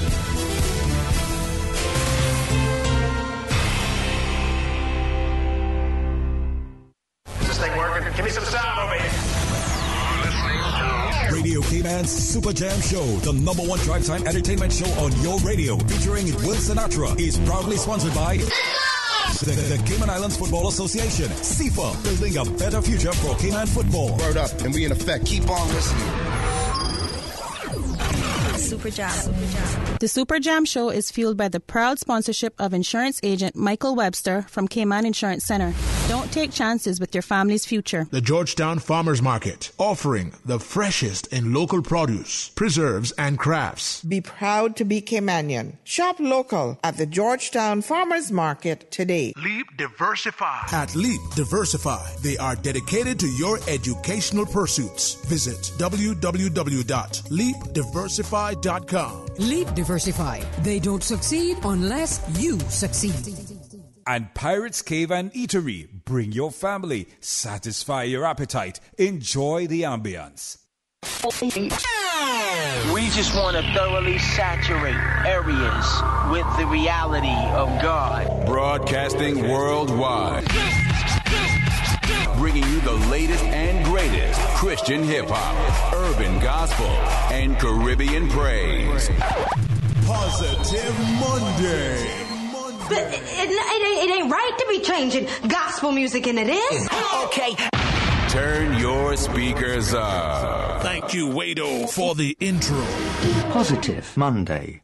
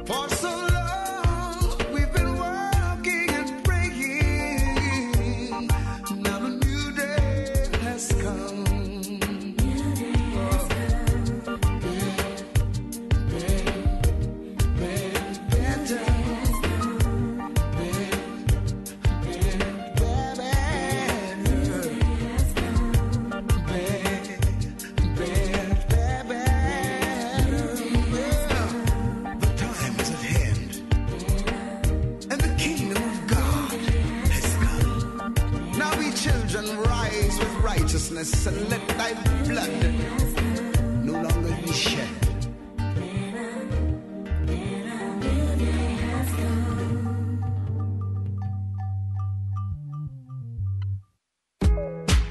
They don't know my story.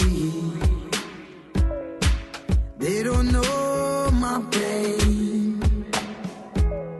No, they never tried to make things work. And still everything they all wanna claim. They don't know my struggles. They laugh and criticize me every day. They never tried to make things work. Still my victory they all wanna claim. When they didn't know me.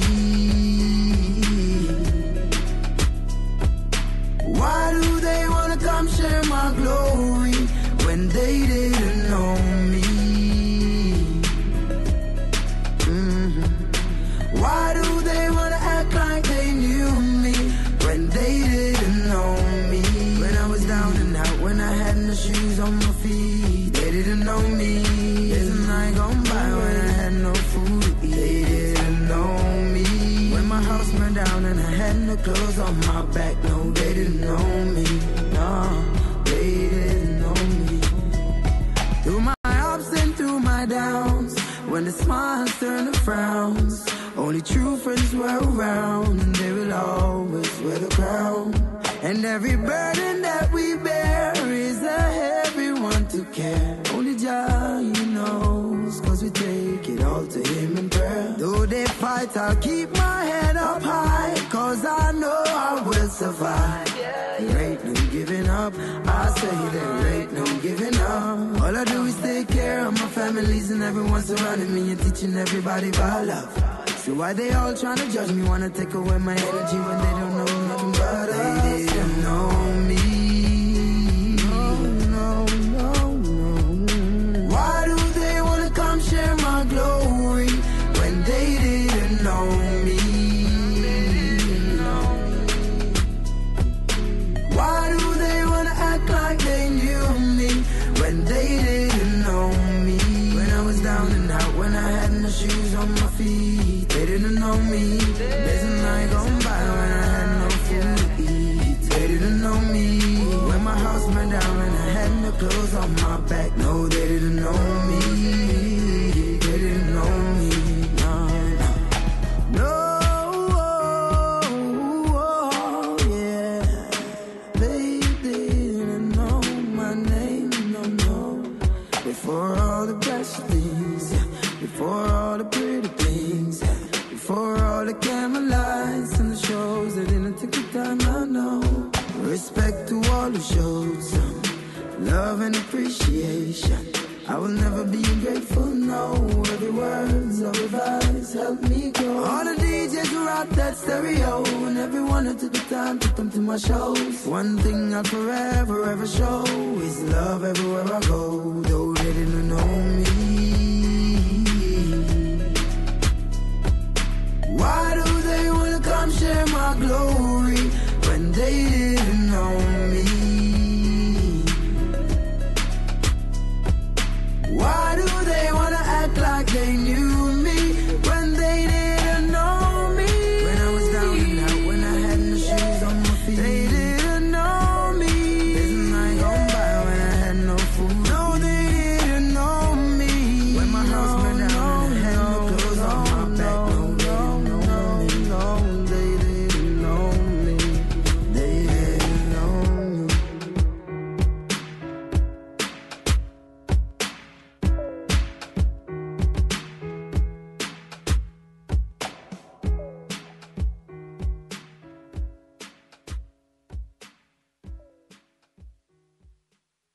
Life is a rowboat. It runs on a little love and the right fuel. Positive Monday.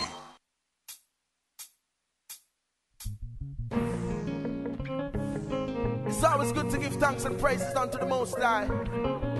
Emperor Haile Selassie. Oh. Where would I be without Jah? Where Where would I be without Jehovah? I'll be a no one. King Rasta, bless my soul, bless my soul. Protect I from the evil that lurk and patrol.